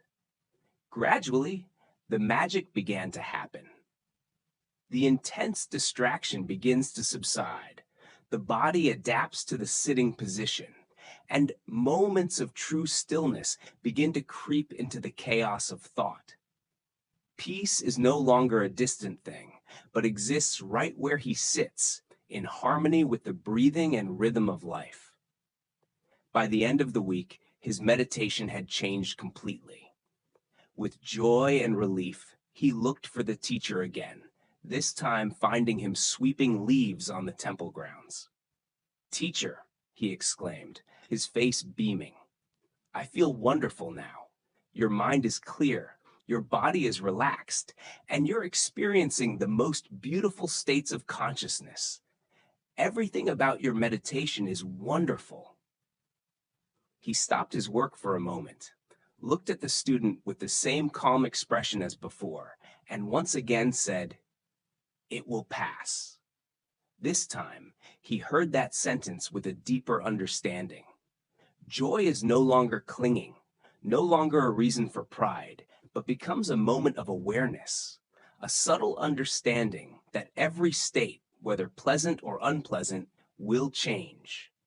This is the impermanent nature of all experience, the truth to which meditation wants to lead each person. The story of this young student reflects a larger truth.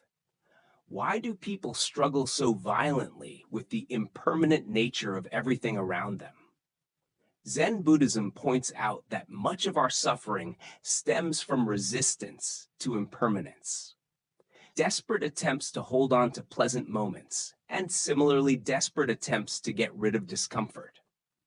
We are exhausted trying to control what is inherently uncontrollable, and it is this resistance that creates suffering.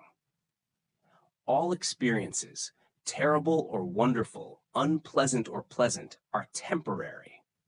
The teacher's consistent answer, "It will pass," contains a profound stability, existing beneath all surface transformation, which is the stability of consciousness itself, the space in which all phenomena arise and perish. Look at your own life. How much energy have you spent maintaining a good mood, success, or comfort?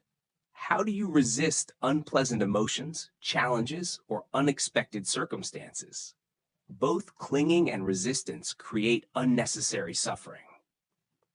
In the practice of meditation, we learn to develop equality with impermanence. It is not indifference or indifference, but the ability to observe, accept, and respond regardless of whether the current situation is pleasant or unpleasant. His three simple words, "It will pass," bring both comfort in difficult times and challenges in pleasant moments, reminding us not to cling to temporary states, nor to deny them. Zen master Suzuki Roshi once taught, "Each of you is perfect in your own way, and you can use a little improvement." That paradox also points to the same truth that the Zen master in the story shared. We can fully appreciate and participate in the present experience, while remaining light, knowing that things will inevitably change. Take a deep look at your own patterns of attachment and aversion. Where are you trying to make the temporary permanent?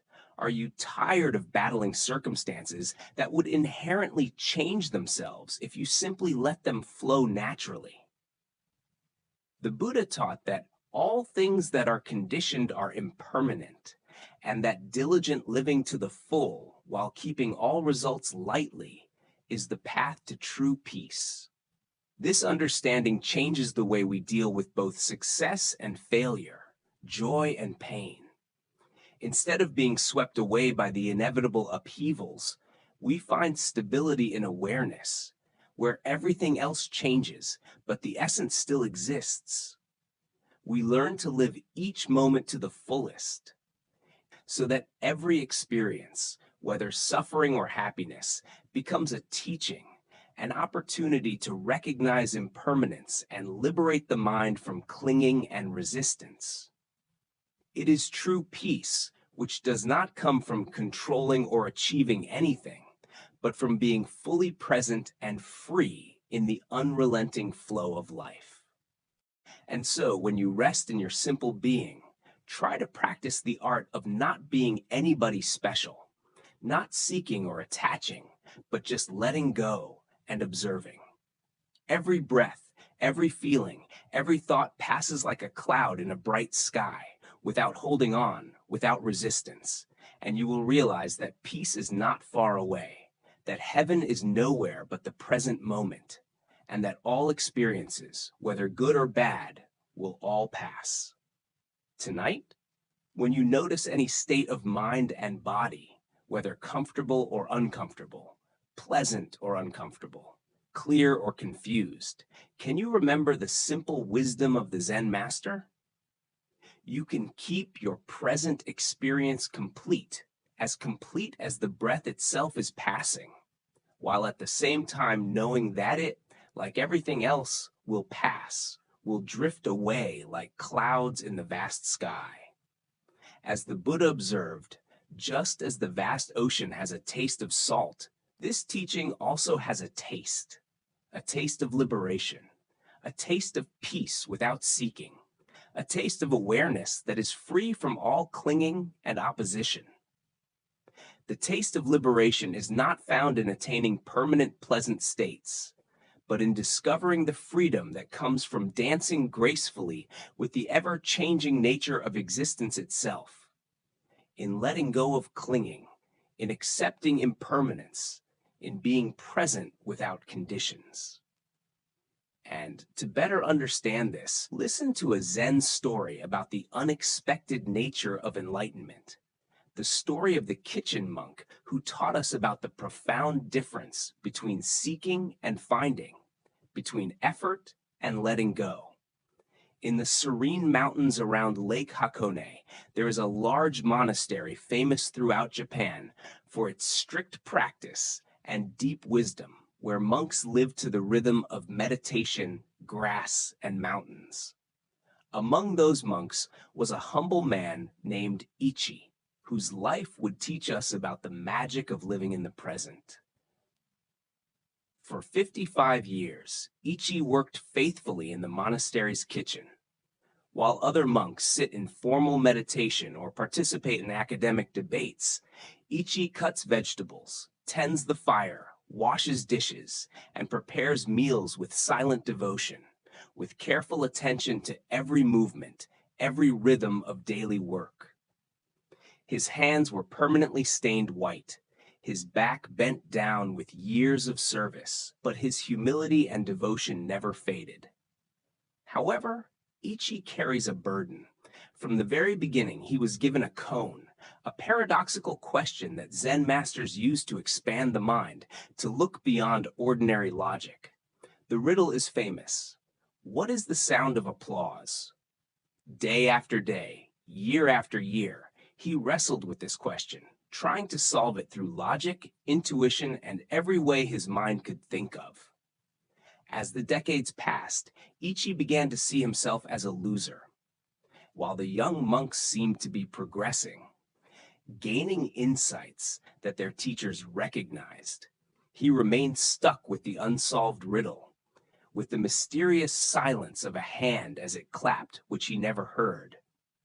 He saw the young priests coming, surpassing him in status and recognition, but he still quietly did his job, stirring soup, chopping vegetables, washing pots. 55 years passed, and Ichi whispered in his heart, 55 years, and I still don't hear the sound of a hand when it claps. The question haunted him through every chore, every quiet moment, every season of long service. And now, as his body became weak, Ichi knew his time was coming to an end. He was moved to a small room in the attic where he could rest, away from the daily busyness. As he lay there, in the twilight of his life, something unexpected began to happen. Gradually, the familiar weight of striving, of trying to solve the puzzle began to lift from his chest. The desperate need to reach enlightenment, the shame of failure, all slowly dissipate like mist under the dawn. He realized that the intense desire for awakening that had motivated him for decades was actually what prevented him from realizing the enlightenment that was always present. In place of all those searches, a deep peace pervades his whole being, soft and tender, not like failure, but like the most gentle embrace, enveloping every fatigue, every worry, every unfulfilled dream, every unfulfilled aspiration. His breathing slowed, his heart rate softened, and with it the thoughts that had occupied his mind for years. It was in this wonderful silence, when there were no more questions and no longer needed answers, that Ichi finally heard that sound, the sound of a clapping hand. Not the physical sound, not the external echo, but the essence of existence itself, pervading his awareness, present beneath all the noise of searching, all the efforts, all the failures. That sound is the silence of enlightenment, the complete realization without grasping, the pure presence that is not complicated by desire and goal. The Buddha spoke of this when he taught that stop cherishing opinions, let go of distinctions, and you will attain enlightenment. Here we see that enlightenment is not something that is attained through effort, but something that is discovered when the last effort ends. Why do we struggle so intensely with the search itself? Why do we keep reaching for imaginary things that exist somewhere in the future, when in fact they are already right in front of us? The mind creates a division between the seeker and the seeker, leaving us engrossed in chasing something that we thought was impossible in the present. Ichi's story sheds light on what Zen calls the beginner's mind, a natural, pure presence, uncomplicated by ambition or desire. For 55 years, he lived a simple, loyal life, while other monks sought enlightenment through meditation and debate. But it was this simple presence, his subtle attention to daily tasks, that led him to enlightenment. The more he tried to search, the more he wanted to solve the puzzle, the more he moved away from the awareness that was always there, the awareness of presence, of life in the present moment. Look at ourselves. How many times do we complicate natural joy by the pursuit of happiness? How many times do we obscure natural love by seeking perfect relationships? How many times do we accumulate knowledge, achievements, and experience to overlay the natural wisdom that is always present? Ichi's awareness does not come from solving his koan, but from letting go of the need to solve it. The sound of a clapping hand is not a riddle to figure out, but an invitation to rest in space before beginning to think, a reminder that enlightenment is not the goal, but the realization of inherent existence, right in the moment. Tonight, as thoughts about your spiritual journey arise, remember Ichi's profound discovery. What if it is awareness that your search is the enlightenment you are seeking? The sound of a clapping hand may be closer to you than you think, present in every sound, including silence. As the Buddha taught, peace comes from within. Don't look for it anywhere else. Sometimes the greatest achievement is not to achieve anything, but to be willing to stop achieving and simply rest in what is always present, in pure being, in the moment that is passing, impermanent but full of wisdom and freedom. Ichi's story invites us to continue our journey with the understanding that the most dangerous distance is not between good and evil, not between happiness and suffering, but between conceptual understanding and life experience. We can read thousands of books, learn hundreds of teachings, but if we don't live the moment to the fullest, If we don't recognize our presence right now, we will forever search in vain. Ichi shows that enlightenment is not attained through effort, but rather by realizing it in every moment of simple life, in the idyllic rhythm of work, in breathing, in silence, and in ourselves, even when we think we are not ready or unworthy. And when you sit still in the darkness of the night, hearing the wind, the rustling of leaves, the sound of your own breathing, try to let go of every effort, every desire, every goal, and simply be present. In that instant, you can realize that enlightenment has never left you, that the sound of clapping hands has always been here, under every thought, under every search, waiting for you to recognize it with your own simple but deep awareness. This is the story of the one-eyed monk and the silent debate. In ancient China, when monks wandered from monastery to monastery in search of teachings and to test their understanding, a particular custom developed in Zen Buddhist communities. The custom that each wandering monk had to engage in dharma battles with an abbot or a designated representative before receiving overnight accommodation. Not a physical battle, but a contest of intelligence and spiritual understanding, where profound questions and paradoxical answers reveal the cognitive depth of each participant, where silence, gestures, eyes, and spiritual energy speak for words. On a late autumn afternoon, as darkness began to settle on the monastery grounds nestled in the bamboo forest, a tired monk arrived, his robe dusty on the mountain roads, his straw sandals worn out, but his gaze carried the vigilant light of one who truly seeks deeper understanding. A light not from the outside world, but from inner awareness, from one's own experience. The abbot, busy with evening rituals, appointed his faithful servant to take charge of the traditional Buddhist encounter. This servant had served the monastery for many years. Although he carried what others might consider a disadvantage, he had lost an eye in an accident at a young age. But that physical limitation seemed to bring a keen inner vision, a deep understanding of the Buddha's teachings, where many people think that it is necessary to rely on the full senses to see the truth. When the two monks met in the monastery's official reception hall, the traveling monk made an unusual point, gesturing with his hands for them to communicate with only gestures, without saying a word, as if he understood that sometimes the deepest truth completely transcends language. The waiter nodded, accepted, and the exchange began. The traveler raises a finger to the ceiling, holding it firm with calm confidence, symbolizing enlightenment, for the Buddha, the guiding light.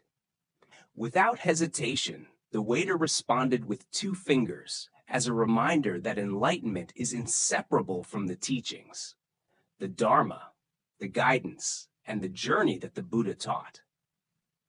The traveler, seemingly satisfied with this answer, raises three fingers, representing the complete three jewels, the Buddha, the Dharma, and the Sangha, the community of practitioners who accompany us on the path to liberation.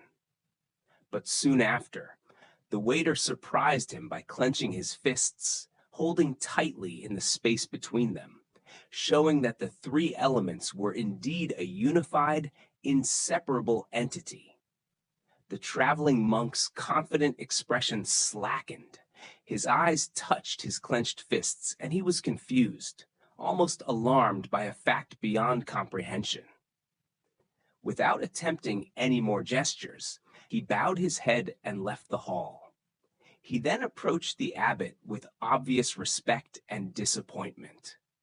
"Sir, your representative is too high for me. I will continue my journey instead of staying in the monastery tonight." The abbot raised his eyebrows, was amused, and asked, "Tell me what happened."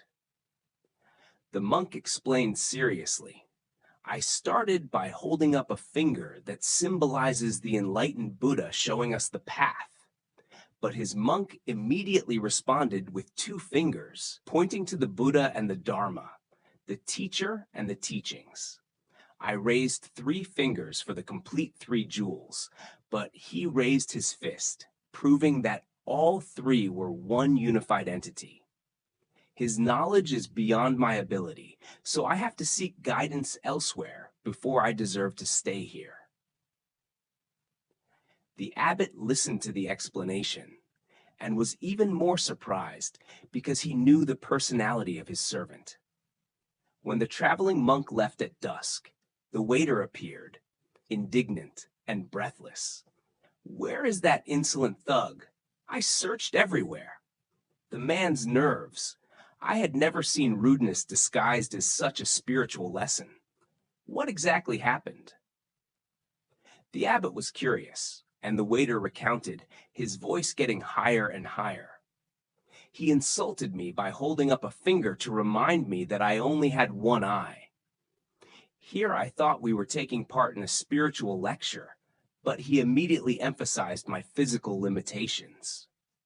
I was still determined to be polite, holding up two fingers to admit that he had two eyes, showing that I didn't hold a grudge. But the scoundrel was not satisfied. Next, he held up three fingers, pointing out that there were only three eyes in total between us, deliberately emphasizing our differences, making it impossible for me to forget my disability. I had my fists in my hands, ready to teach him how to behave, but the coward saw it and ran away." The abbot stood stunned, contemplating this remarkable demonstration of how two people can participate in the same event, but live in completely different realities. The Buddha taught, "We see the world not as it is, but as we are." This profound truth is revealed through a complete misunderstanding between the two monks. Each person experienced identical gestures, but lived in completely different interpretations. Why do we often project our concerns, insecurities, and assumptions onto neutral situations? Zen Buddhism points this out through the concept of the eight worldly winds: praise and blame, pleasure and pain, gain and loss, fame and disgrace. These psychological forces create internal weather systems that color our perception of everything around us. The sensitivity of the waiter's lost eyes created a filter that made every gesture a personal attack, while the traveling monk's spiritual preoccupation led him to see the profound teachings in what were actually expressions of anger and hurt. The framework of seeking enlightenment teaching led the two to interpret gestures in extreme ways, one offended, the other intellectual. Take a deep look at your own paraphrasing patterns. How many times do current worries, past traumas, or persistent hopes cause you to completely misinterpret situations? Someone's unintentional behavior can become evidence that they don't like you, when in fact they care about your relatives or coworkers. Meditation practice provides an approach to this challenge. First, to be mindless, to remain open to multiple interpretations, rather than immediately confirming current beliefs or fears. When someone takes action, we can pause, consider other possibilities instead of immediately assigning them. The second is mindfulness of one's own emotional state. The servant can recognize the sensitivity of appearance. The traveler can observe his eagerness to seek his profound teachings, questioning whether he or she is seeing wisdom where it does not exist. The Zen teachings remind us, your daily mind is the path. Look at the very way the mind creates explanations instead of constantly seeking to explain external events. The Buddha said, "Hatred is never appeased by hatred in this world. Only by not holding grudges can hatred be appeased. This is an eternal law." If the attendant responds to the traveler's cognitive insults with curiosity rather than defensiveness, if the traveler questions his assumptions about enlightened behavior, the encounter can become a real lesson for both. Tonight, as you replay the conversations and interactions of the day, you may notice how your own concerns and sensitivities have shaped the interpretation. You can feel the difference between what actually happened and the meaning your mind adds. As the Buddha taught, peace comes from within. Don't look for it without. By understanding how the inner weather creates external storms, we discover the ability to see clearly, to serve both wisdom and compassion, and to alleviate misunderstandings that come from our own lens, and in turn, to enter the world with more fulfillment and peace. Let us now turn to a story of the deepest divine truth hidden in the clearest place, of the dialogue between Joshua and Nansen about the ordinary mind. In a quiet mountain monastery, where the morning mist drifts among ancient pine trees and the sound of temple bells echoes across distant valleys, two masters engage in a conversation that will illuminate the true heart of Zen understanding. Joshu, despite considerable wisdom and years of practice, approaches his teacher Nansen with the seriousness of a sincere disciple seeking to understand the deepest mysteries of existence. Sitting opposite each other in the temple's meditation room, where countless seekers before them have grappled with the same fundamental questions of nature of awakening. Joshu's question came from a truly confusing place. After years of intensive practice, meditation, and study, he still felt uncertain about the foundation of the spiritual path, a state he thought he had grasped, but was still as vague as the morning dew on a pine branch. "Teacher," Joshu began, his voice deep but firm, "what exactly is the path? With all the practices, teachings, and rituals that we learn, what are we ultimately looking for?" Nansen, standing as straight as an old tree by the window, turned to look at Joshu with calm eyes, and immediately replied, "The normal mind is the way," the simple but core-touching sentence, the most obvious, unpainted, not mysterious, as if this was so obvious that it was often overlooked. The answer confused Joshu. He expected something more esoteric, more complicated, a truth that transcended everyday experience. But Nansen only looked at him with silent eyes, eyes that seemed to reflect the entire sky and the surrounding mountains. Joshu emphasized further, his voice being both reverent and surprised. "If the normal mind is the path, then should we direct ourselves to cultivating it? Should we consider that our divine goal?" Nansen shook his head gently, his smile as vague as dew on the pine needles. "If you direct yourself towards it, leave it immediately. It is the effort to attain normal consciousness that makes it extraordinary, and therefore no longer ordinary." Joshu felt like he had fallen into a logical loop with no way out, but undeterred, he asked, "But teacher, if we don't try to cultivate or achieve anything, how do we know that this normal mind is really the way? How can we realize it without some form of practice or effort?" Nansen turned to look at him, his eyes like sunlight through the fog, and his answer cut through all philosophical complexity. "The path does not belong to knowing or not knowing. Knowing how to turn the path into a concept, an object of knowledge that is an illusion. Not knowing how to turn it into emptiness misses its vibrant presence. If you really recognize the path without doubt, it will become like a vast, vast, boundless void containing everything." Hearing this, Joshu felt something profound change in his perception. The mind that was clinging to the answer suddenly relaxed, and he experienced a moment of utter clarity. not a new understanding, but in realization of what had been present hitherto. The Buddha's wisdom reminds us that there is nothing to seek, nothing to gain. Everything has been here, always been there, just realized. The focus of this lesson lies in understanding that what we seek through spiritual practice is not a particular state of consciousness, but the ordinary awareness that is reading these words right now, the natural awareness that we often overlook in our ambitions, in the illusion of enlightenment. Joshu wonders why humans often struggle to accept that the normal mind is the way. Meditation indicates that we are deeply conditioned that spiritual truth must be extraordinary, mysterious, or different from everyday experience.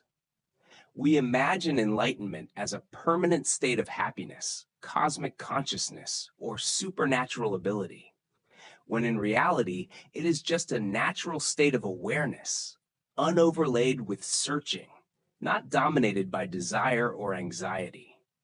Our divine search often becomes the greatest obstacle. Like the person who frantically searches for glasses while wearing glasses on his nose, we are exhausted in search of something that already exists. The attempt to achieve a special spiritual state creates a sense of separation between the seeker and the ego, distinguishing between the normal self and the idealized awakened self. Joshu watched his mind for that moment. Thoughts come and go. The sensation flows through the body. Sound reaches the ears. Emotions flow through perception. The natural activity of consciousness without special effort or concentration is what Nansen called the normal mind. It is enlightened not because it has attained any particular state, but because it is the very space in which all states arise and dissipate. Zen Master Hongpo once taught, "Your daily mind, that's the path." Just like now, there is no seeking, no clinging to the result, only thinking, feeling, and perceiving. It is the Buddha. This normalcy is hard to recognize because we constantly ignore it in search of something more impressive. The great void that Nansen speaks of is not empty space, but the broad awareness that contains all the experience that arises, like the sky remains intact whether cloudy or blue. Joy and sadness, clarity and confusion, peace and agitation, all appear and disappear in this context of unchanging awareness. Understanding this revolutionizes the approach to spiritual practice. Instead of trying to reach a special state, we realize that awareness is already there, available from every moment. Instead of transcending ordinary experience, we discover the extraordinary nature of the ordinary itself. The sound of rain becomes sacred like the sound of temple bells, washing dishes deeply like formal meditation. In Japanese aesthetics, there is the concept of wabi-sabi, which finds beauty in imperfection and impermanence. The appreciation of the normal and the imperfect reflects the very understanding that Nansen pointed to. The path is not in a perfect state, but in the natural flow of life, as it is. Tonight, as you experience the simple fact of awareness, being aware of these words, your breath, the sounds around you, can you realize this normal awareness is what you've been looking for so long? Can you relax, trying to be something different from what you already are? As the Buddha taught, peace comes from within. Don't look for it without. The path is not the destination, but the very ground you are standing on. When you accept your normal mind as the Buddha's mind, you discover that the spiritual journey is never about going somewhere else, but about realizing where you have always been.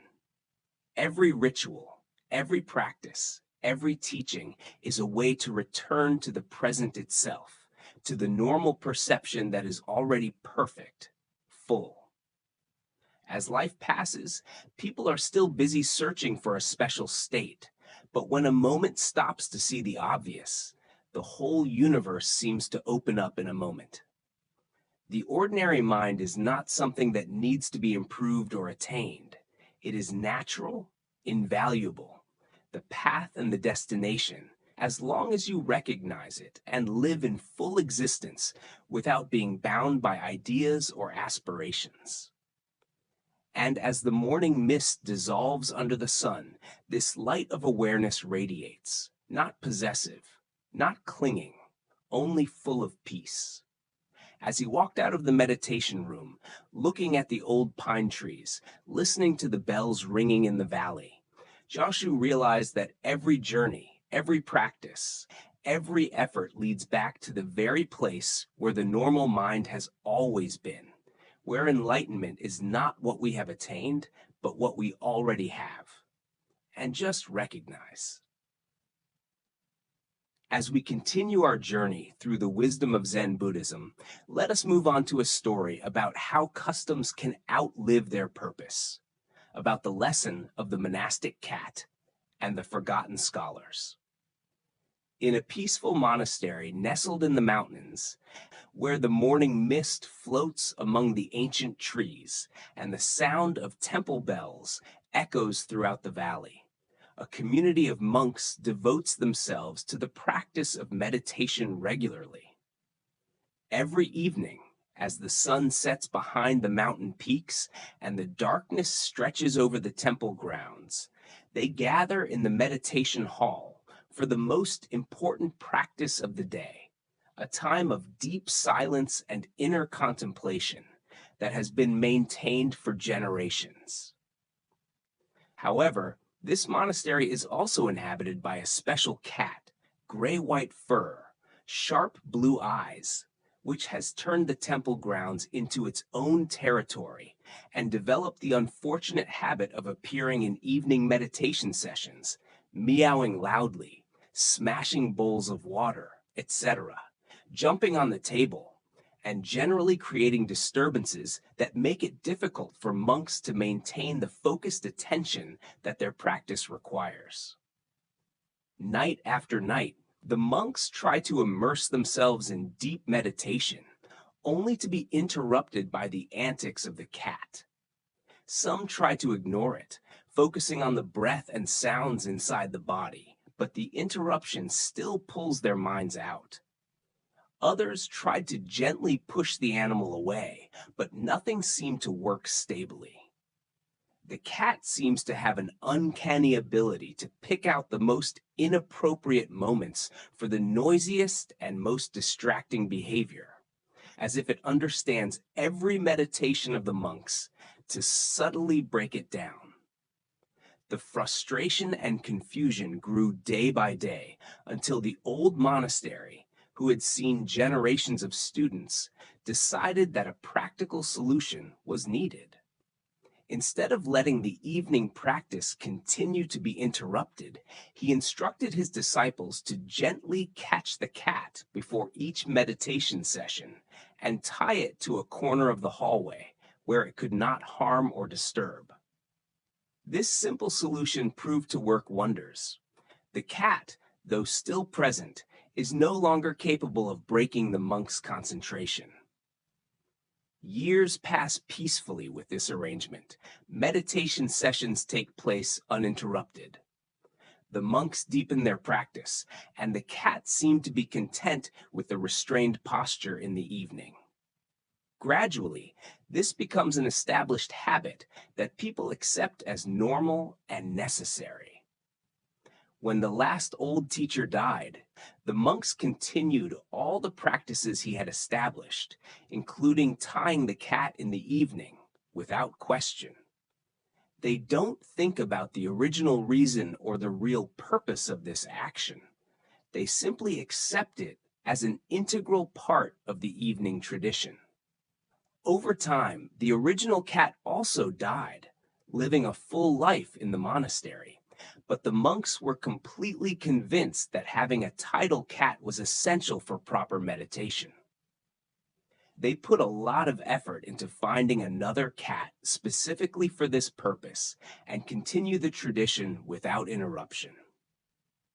Generations of monks came and went, each learning from their predecessors that tying a cat during an evening meditation session was an important element in spiritual practice, and no one questioned why this was necessary. Centuries later, the learned descendants of the spiritual teacher began to write scholarly treatises on the religious significance of tying up the cat, developing complex theories about the symbolic meaning of the restrained cat, arguing that it represented the taming of the wild mind, symbolizes a spiritual atmosphere suitable for contemplation, an important factor in attaining enlightenment. They wrote books, gave lectures, and even preserved illustrations of the tied cat as sacred symbols, while forgetting that the real cause of this was only a practical solution. The cat had originally disrupted the meditation session. The Buddha's wisdom reminds us, don't believe in anything just because you've heard it. Don't believe in traditions because they've been passed down through generations. This story reveals that simple, practical solutions can easily turn into meaningless rituals when we stop questioning their original purpose. Why do we continue to practice long after they have ceased, just because they have become traditional? Meditation emphasizes the importance of understanding the spirit behind the forms, rather than blindly following inherited customs that may no longer serve the intended function. The teacher's decision to tie the cat was initially completely realistic, a solution to a specific problem, but over time, the measure became ritualized, then sanctified, then analyzed and interpreted, as if it contained a deep, sacred meaning all along. Scholars who write essays on the religious significance of the cat do not deliberately create false doctrines. They genuinely believe that they are preserving vital wisdom, but their analysis is built on a foundation they don't understand, leading to elaborate explanations of what was never intended to be a spiritual practice. They have turned means into purpose, and empty traditions have replaced reason and direct understanding. This story reminds us of the practices, traditions, and customs of our own lives. How many habits, rules, rituals we maintain just because they are always so done that no longer serve their original purpose. The monastic cat represents all those forms of nonsense that we perpetuate by habit rather than intellectually, and shows how practical solutions can become rigid requirements that persist in the long run, even if the original cause has disappeared. This teaching applies not only to sacred practices, but also to work procedures, family traditions, and social customs. In all spheres, what begins as ingenious means becomes ritual empty, as people lose their true focus, peaceful meditation, awareness in the present moment, peace of mind from direct understanding. In Zen, the distinction between finger pointing to the moon and the real moon should always be reminded. The title cat has never been a problem. The problem is that we cling to the medium instead of recognizing the true purpose that it serves. Meditation reminds us that the path is not in rigid form, but in the natural experience, in the awareness of the present moment. The Buddha said, "My teachings are like a raft. It's about getting through, not clinging." The sighing tradition of the monastic cat illustrates what happens when we turn temporary rafts into permanent temples, confusing the means for the purpose. As we look deeply into our own practices, traditions, habits, ask ourselves, what forms still serve their original purpose, and which ones have become meaningless, habitual repetitions? Honoring the spirit of practices while remaining flexible in their form is a sign of spiritual maturity, of the wisdom that knows how to distinguish between the important and the formal. This evening, as we consider the habits, traditions, and practices in our lives, let's remember the original cat and the practical problem it solved. Can you distinguish between forms that still serve their purpose and those that have become meaningless repetition? Can you respect tradition without clinging to it as an obvious thing? As the Buddha taught, don't believe anything just because you've heard it. Observe, analyze, and recognize. When you see that whatever is in line with reason benefits and benefits all, accept it and live according to it. True spiritual maturity involves constantly examining one's practices to ensure they serve their intended purpose, rather than simply preserving the form that has become familiar. And from the story of the monastic cat, we learn that constant attention, the ability to discern between means and purpose, between form and spirit, is essential so that the spiritual path does not get lost in ritual emptiness. We learn to recognize that each form is meaningful only when it serves awareness, and when it loses its original purpose, it is only an empty form. Meditation teaches us to live with this awareness, to be flexible but alert, to respect tradition while still understanding the nature and reason of each action and ritual. Let the monastic cat remind us that true wisdom does not lie in form, but in awareness, in the ability to see reality clearly, in each moment of existence, without being bound by empty form. And that true practice is not about following meaningless customs, but to understand and live in the spirit that the original customs served. Let us now turn to a story of the difference between seeing and being seen, between wisdom and the appearance of wisdom. This is the story of the blind man and his lantern. Late one evening, when darkness envelops the village like a soft, silky blanket, the blind man prepares to walk home after spending the day with a close friend, with whom he shares tea, conversation, and comfortable silence among people who truly understand each other. No words are needed to emphasize this closeness. Both people felt each other's presence as if their breath and heartbeat had merged into the same rhythm. But it was too late, and the blind man had to walk through winding roads, narrow alleys where the flimsy moonlight did not shine enough to cast a clear silhouette. He touched his familiar walking stick, glide over the old brick walls and worn steps, adjusting his robe to the calm night air. The friend looked out over the pitch-black streets with a look of anxiety, a gentle anxiety that only those who truly cared could convey. "Please," said the kind friend, "let me give you my lantern to take with me." The blind man paused, surprised, but a smile was still on his face. "Why do I need a lantern?" he asked with gentle amusement, his voice mingled with curiosity and calmness. "You know I can't see. Light won't help me my way better than darkness. My feet know these streets, and my other senses guide me very well."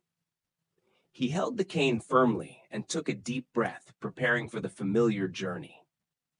The friend was contemplative. His eyes were far away, but his eyes were full of meaning. "Ah," he replied, "but maybe the lantern isn't for you to see better. Maybe it's for people to see you better and not accidentally bump into you when they rush through the dark streets." This reasoning makes perfect sense for blind people. While he has learned to navigate the world without vision, he understands that others depend on their eyes and may not notice him in the dark. This awareness, the understanding of the relationship between him and the world around him, is the light that the eyes themselves cannot see. He smiled, accepted the lantern with gratitude, felt his friend's thoughtfulness. The lantern is a simple but beautiful item, made of thin rice paper spread on small bamboo strips, keeping the candle safe inside. The friend lit the candle, and the warm light shone a small circle on the ground around the blind man's feet. Although he couldn't see the light, he could feel the warmth radiating from him, and knew that others would see him from afar. He walked into the night, the lantern gently swaying beside him, swaying with his every step. Its presence gives a sense of confidence, not because the light illuminates the way for himself, but because it announces his presence to the world. He knows that he is not only protecting himself, but also protecting those who pass through these dark streets from unwanted collisions. But just a few meters away, an unexpected collision occurred. Another tourist walked straight at him, and the two stumbled, the lantern swaying violently. The blind man stood firm, adjusted his clothes. His eyes still couldn't see, but his mind was filled with a feeling of frustration. "Why don't you observe where you're going? Don't you see the lantern? I wore it specially so that people like you wouldn't bump into me," he exclaimed, his voice tinged with a hint of indignation and surprise. The traveler was also surprised, but when he looked at the blind man's lantern, he couldn't help but laugh. The blind friend gently asked, "Why don't you light a candle? Your lantern is completely dark." The blind man reached out and touched the bamboo frame, realizing that the candle had gone out shortly after leaving his friend's house. Unbeknownst to him, he had walked in the dark, carrying what he believed to be light, but it was actually just an empty barrel. He couldn't light the way, and the world around him wasn't illuminated at all. The Buddha once said, "Thousands of candles can be lit from a single candle, and the lifespan of the candle will not be shortened. Happiness never diminishes when shared." This story reveals the profound difference between carrying the vessel of wisdom and carrying true wisdom. Why do we often confuse the form of knowledge with knowledge itself? Zen Buddhism reveals that we are easily attached to the outward symbols of insight, the books read, the retreats attended, the spiritual concepts discussed, while the true fire of awareness has not yet been lit within us. The plight of the blind is very familiar to anyone who has walked the spiritual path. We have the lamp of the teachings, surround ourselves with the framework of practice, and believe that possessing these means being enlightened. But unless the candle of direct experience actually burns, we are still walking in the dark, believing that we carry the light. Consider your own spiritual or philosophical understanding. How much of what you believe you know is actually living wisdom, and how much is simply conceptual knowledge that you carry with you like an unlit lantern? The difference becomes apparent when we encounter the inevitable collisions, when the practical challenges of life force us to confront our own perceptions. In Zen practice, we distinguish between knowing and knowing directly. You can study everything that's ever been written about the taste of an apple, but until you actually bite into an apple, your knowledge is secondary, conceptual, not experiential. Similarly, we can accumulate vast knowledge of peace, compassion, or wisdom without ever actually exhibiting these qualities. The blind man is sincere in his intentions. He really wants to help others recognize his presence and avoid accidents. But good intentions cannot replace the true function of a lighted candle. This is the challenge of all spiritual practices. not just to want to be wise or to appear wise, but to actually cultivate the direct experience that makes wisdom a reality. Zen master Dogen taught, "To study the Buddha's way is to study oneself. To study the ego is to forget oneself." The lantern represents our self-concept as a wise, spiritual, or enlightened person.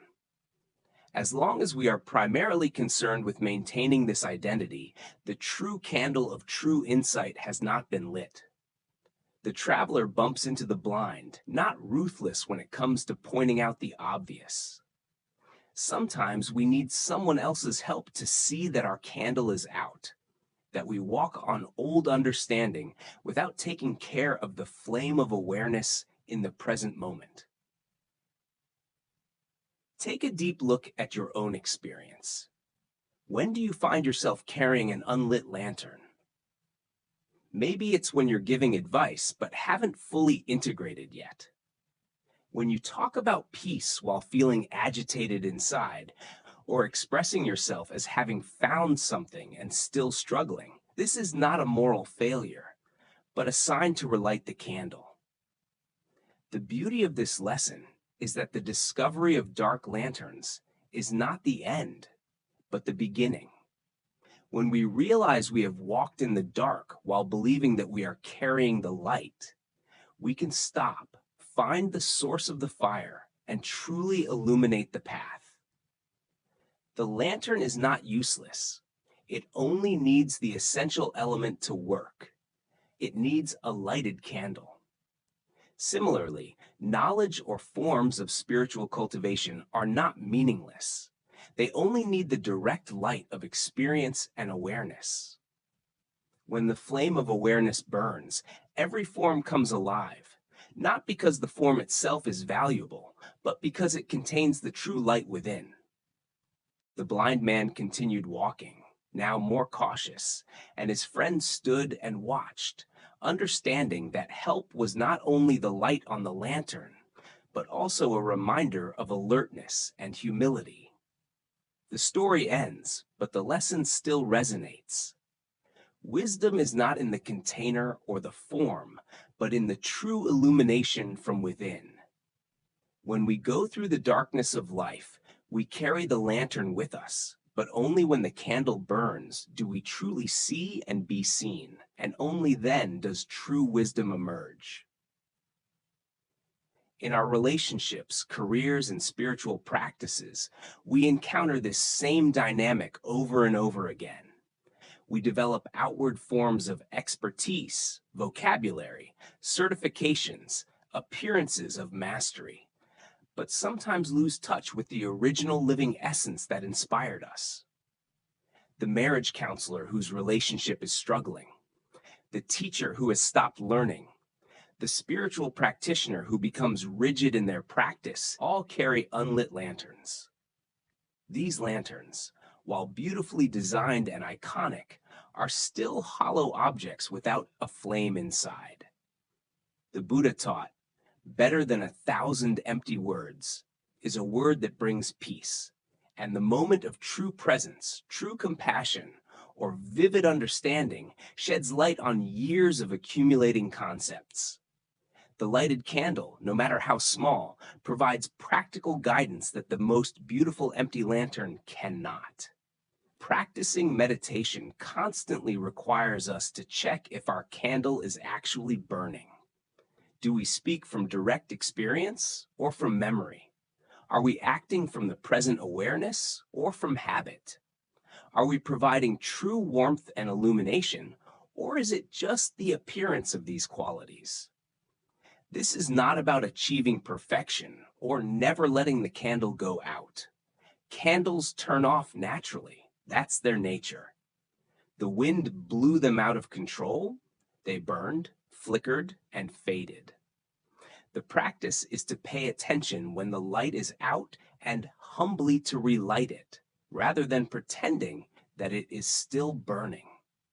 Tonight, as you examine your different roles and the wisdom you believe you have, you can honestly assess which lanterns in your life are actually lit, which bring true understanding, and which are based on mere appearance.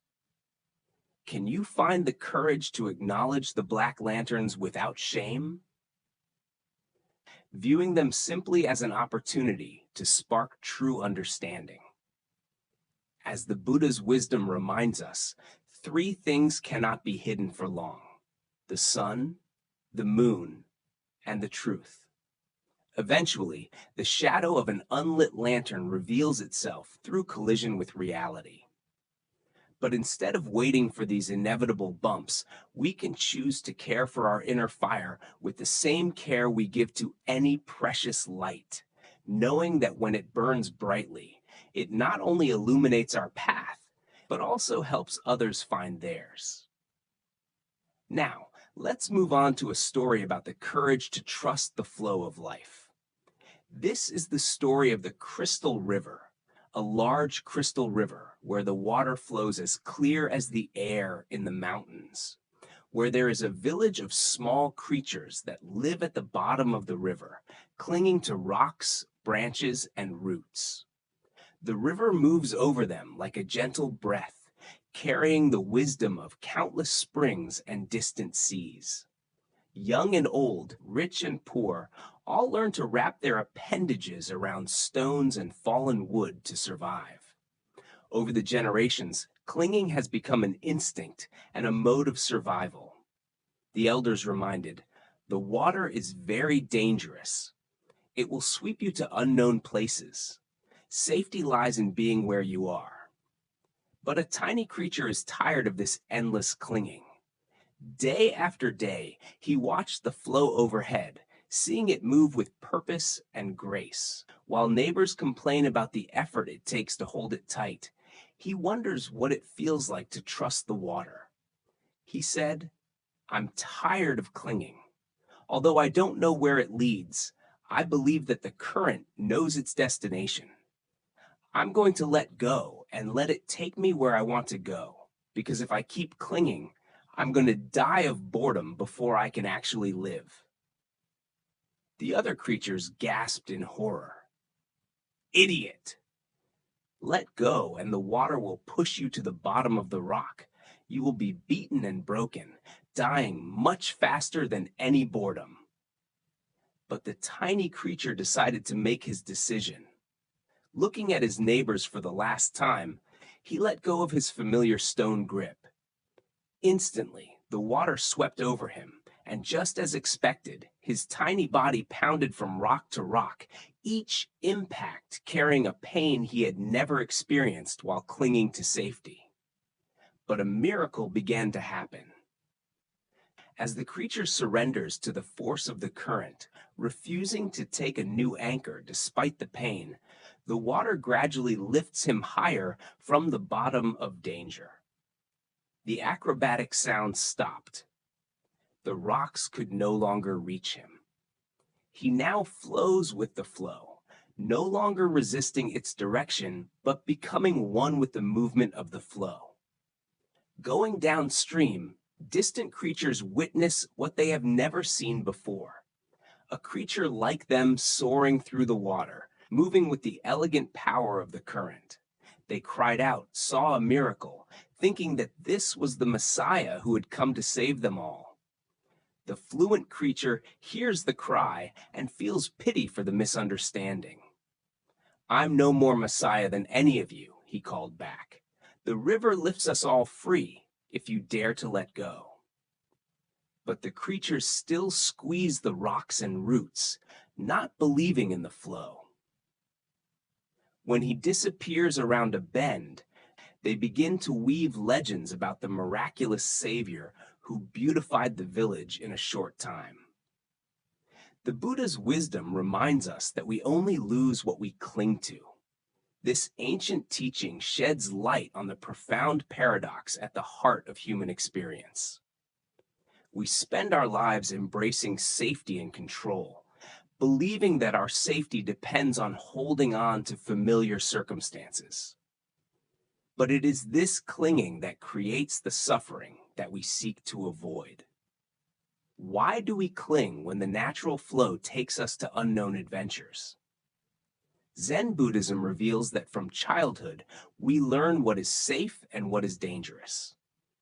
This condition becomes a spiritual obstacle when it prevents development beyond familiar limits. We suffer from the illusion of control, believing that grasping situations, relationships, and identities can stop the natural flow of change. This creates great stress because it puts us in opposition to reality. Life is in constant motion. When we resist this truth, we are exhausted, fighting a flow that is much more powerful than our personal will. And just like the blind man with the unlit lantern, we carry with us forms and symbols of understanding, but lack living experience. We can study, read, take retreats, accumulate knowledge about compassion, wisdom, and peace, but unless direct experience lights a candle within us, we still walk in the dark. This fire is living attention, true compassion, full presence. It is not a substitute for certificates, advice, or titles. When the candle goes out, pay attention. As the river of life pulls us away, have the courage to let go. When encountering a collision, relight the darkness, relight the flame, and continue walking with awareness. There is nothing to be ashamed of when the candle goes out, when it clings. It is just an opportunity to shine a light on the vivid nature of each moment. When we combine the courage to let go and the ability to light our inner fire, we live fully in the present moment. And at the same time, that light can illuminate the way for others to walk with us. This is the living practice of Zen, where theory meets experience and understanding becomes reality. Consider the areas of your life that you find yourself clinging to.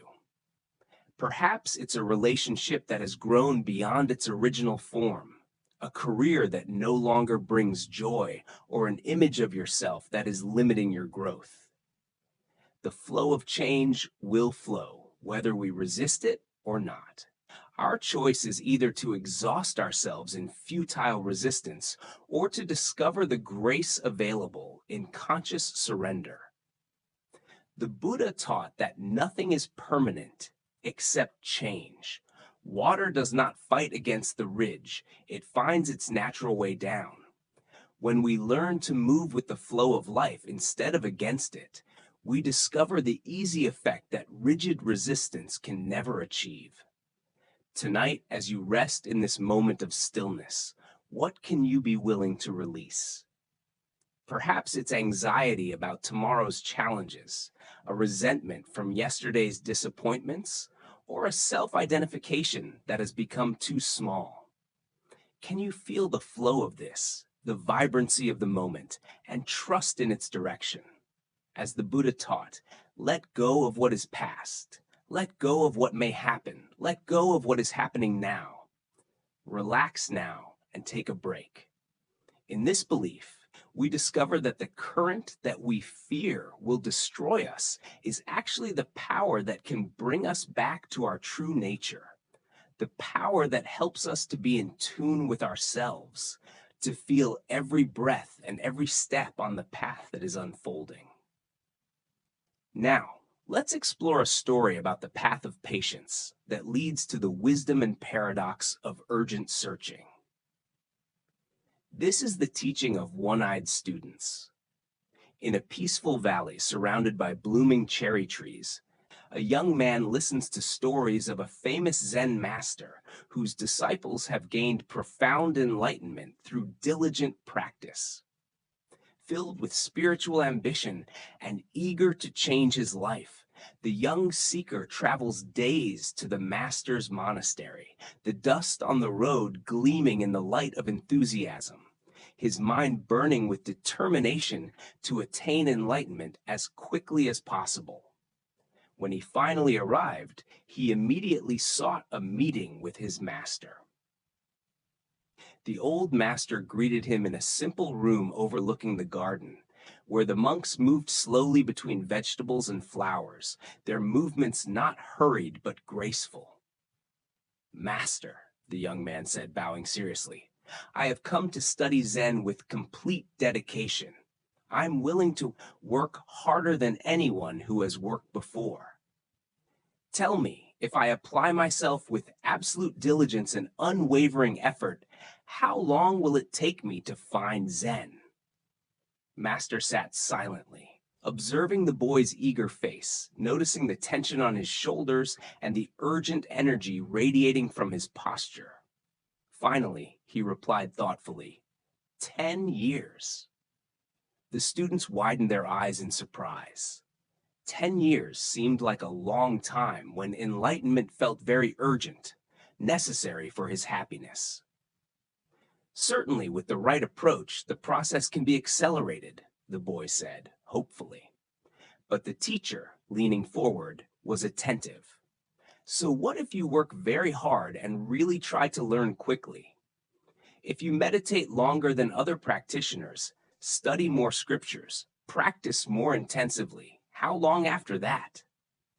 Master considered it with careful attention, and then calmly replied, well, 20 years. The young man's face showed confusion and frustration. This makes no sense at all. How can more effort lead to slower progress? Maybe you don't understand my deep commitment, he said to himself. But Master, I'm serious. What if I really worked on it? What if I spent every waking moment practicing, only sleeping when absolutely necessary, and pushing myself beyond all the normal limits? Surely then I can attain enlightenment much faster. Master replied without hesitation, 30 years. At this time, the students were completely confused and increasingly agitated. Nothing that the teacher says makes sense according to the conventional understanding of learning. In every other field, music, martial arts, academics, working harder produces results faster. But here, everything seems to be reversed. So why is spiritual practice any different? The boy asked, his voice expressing extreme confusion and frustration. The teacher smiled tenderly, his eyes full of compassion, like a father explaining something important to his beloved child who was old enough to understand. When you have one eye on the goal, you only have one eye on the road, he explains. Ancient Buddhist wisdom reminds us that a journey of 1,000 miles begins with one step, and that step must be taken wholeheartedly, with both body, mind, and heart. When they are too focused on achieving their goals, they miss the richness and depth of each present moment. What emerges from this story is a profound teaching on the nature of spiritual progress and the paradox of the search for goals. Zen Buddhism reveals some of the ways in which excessive focus on achievement creates obstacles to enlightenment. The first is the problem of dividing attention. When a part of our consciousness is constantly measuring progress toward an imaginary destination, we cannot fully live in the present practices, the moments that truly cultivate awakening. Consider learning to play an instrument. If half of your practice time is occupied by an obsession with when you'll be good enough to perform in public, that energy isn't available to pay careful attention to finger placement, rhythm, and melody to develop skills. Music emerges through complete absorption in the present relationship between the musician and the instrument, not through the anxious projection of future capacity. The second is what Zen calls the attainment of the mind. Subtle clinging turns spiritual practice into a transaction. When we meditate for enlightenment, study the scriptures to gain wisdom, or cultivate compassion to become a better person, we approach the path as consumers rather than participants. The attained mind creates a fundamental divide between who we think we are and who we imagine ourselves to be. The Buddha taught, what you are looking for is where you are seeking. This profound teaching points to the heart of the teacher's lesson. Meditation is not something we achieve, but something we realize. It is not a destination that we reach, but the very realization that we walk on the path. By renouncing urgency, by being patient in each moment and accepting each breath, we realize that awakening is not limited by time or measured effort, but comes from full integration with reality. The story of the one-eyed student not only teaches patience, but also emphasizes that excessive effort, the self-impulse to achieve quick results, can create greater obstacles to spiritual progress. When we let go of comparisons, let go of the pressure of achieving results, and focus only on experiencing each moment, it is then that wisdom and enlightenment emerge naturally, not dominated by time, effort, or coercion. Like water flowing down a mountainside, the natural flow of practice of spiritual maturity is not stopped by pressure or urgency. It moves, meanders, and teaches us harmony, patience, and how to live in each beat. This story reminds us that we all have unlit lanterns, bumps, and seemingly futile attempts on the path to spiritual growth. The lanterns, if not lit by direct experience, would be just a form, a symbol, not a real light. But as we learn to relight the candle, immerse ourselves in the flow of the present moment, and be patient with our own growth, we begin to realize that the path is not the fastest way to reach the destination, but to experience the fullness, learning from every moment, from every failure, collision, and letting go. In that moment, the light of wisdom really burns, without hesitation, without comparison, not limited by time or expectations. This ancient wisdom sheds light on why urgent divine seeking often becomes self-defeating. When we frantically pursue enlightenment, we are operating from the assumption that our current experience is somehow incomplete or incomplete, that where we stand is never enough, that every moment is lacking and needs to be improved. But Zen teaches that it is the mind itself that seeks, in all its sincerity and presence, is the very awareness we are seeking. Take a deep look at your own learning and development experiences. Don't your deepest insights often come when you don't actively try to get them? Perhaps while taking a walk in nature, washing dishes, or simply sitting quietly without an agenda. These natural moments open up the insight, revealing what the master is aiming for. That wisdom comes when we stop dividing our attention between here and there, between the past and the future, between what we think we need to achieve and the reality we live in. Zen Master Hongpo once taught that your daily mind is the path. This doctrine invites us to examine our relationship to spiritual practice itself. Are we practicing to be a different person, an ideal self that doesn't yet exist? Or are we practicing to realize who we are, that every breath, every heartbeat, every moment of being lived is a full and complete presence? Are we on the path to another place, or are we discovering that the path itself is the destination? The student's mistake is not his desire to perceive, but rather the assumption that it exists somewhere else, far from his present experience. Each time he offers to work harder, he actually goes further than the natural perception that practice reveals. Like trying to catch your own shadow by running faster, the more urgently you chase it, the more it seems to run away. In the practice of Zen, we practice the so-called sitting, meditation without gaining the mind, without the agenda, without dividing the attention between the practice and the goal. This does not mean that we become passive or lose our devotion. On the contrary, we focus wholeheartedly on each moment of practice, allowing insights to emerge naturally, without forcing them through deliberate effort. Consider how this teaching can be applied to other areas of life. In relationships, trying too hard to be loved often pushes others away. In creative work, forcing inspiration produces difficult results, while relaxed attention allows creativity to flow naturally.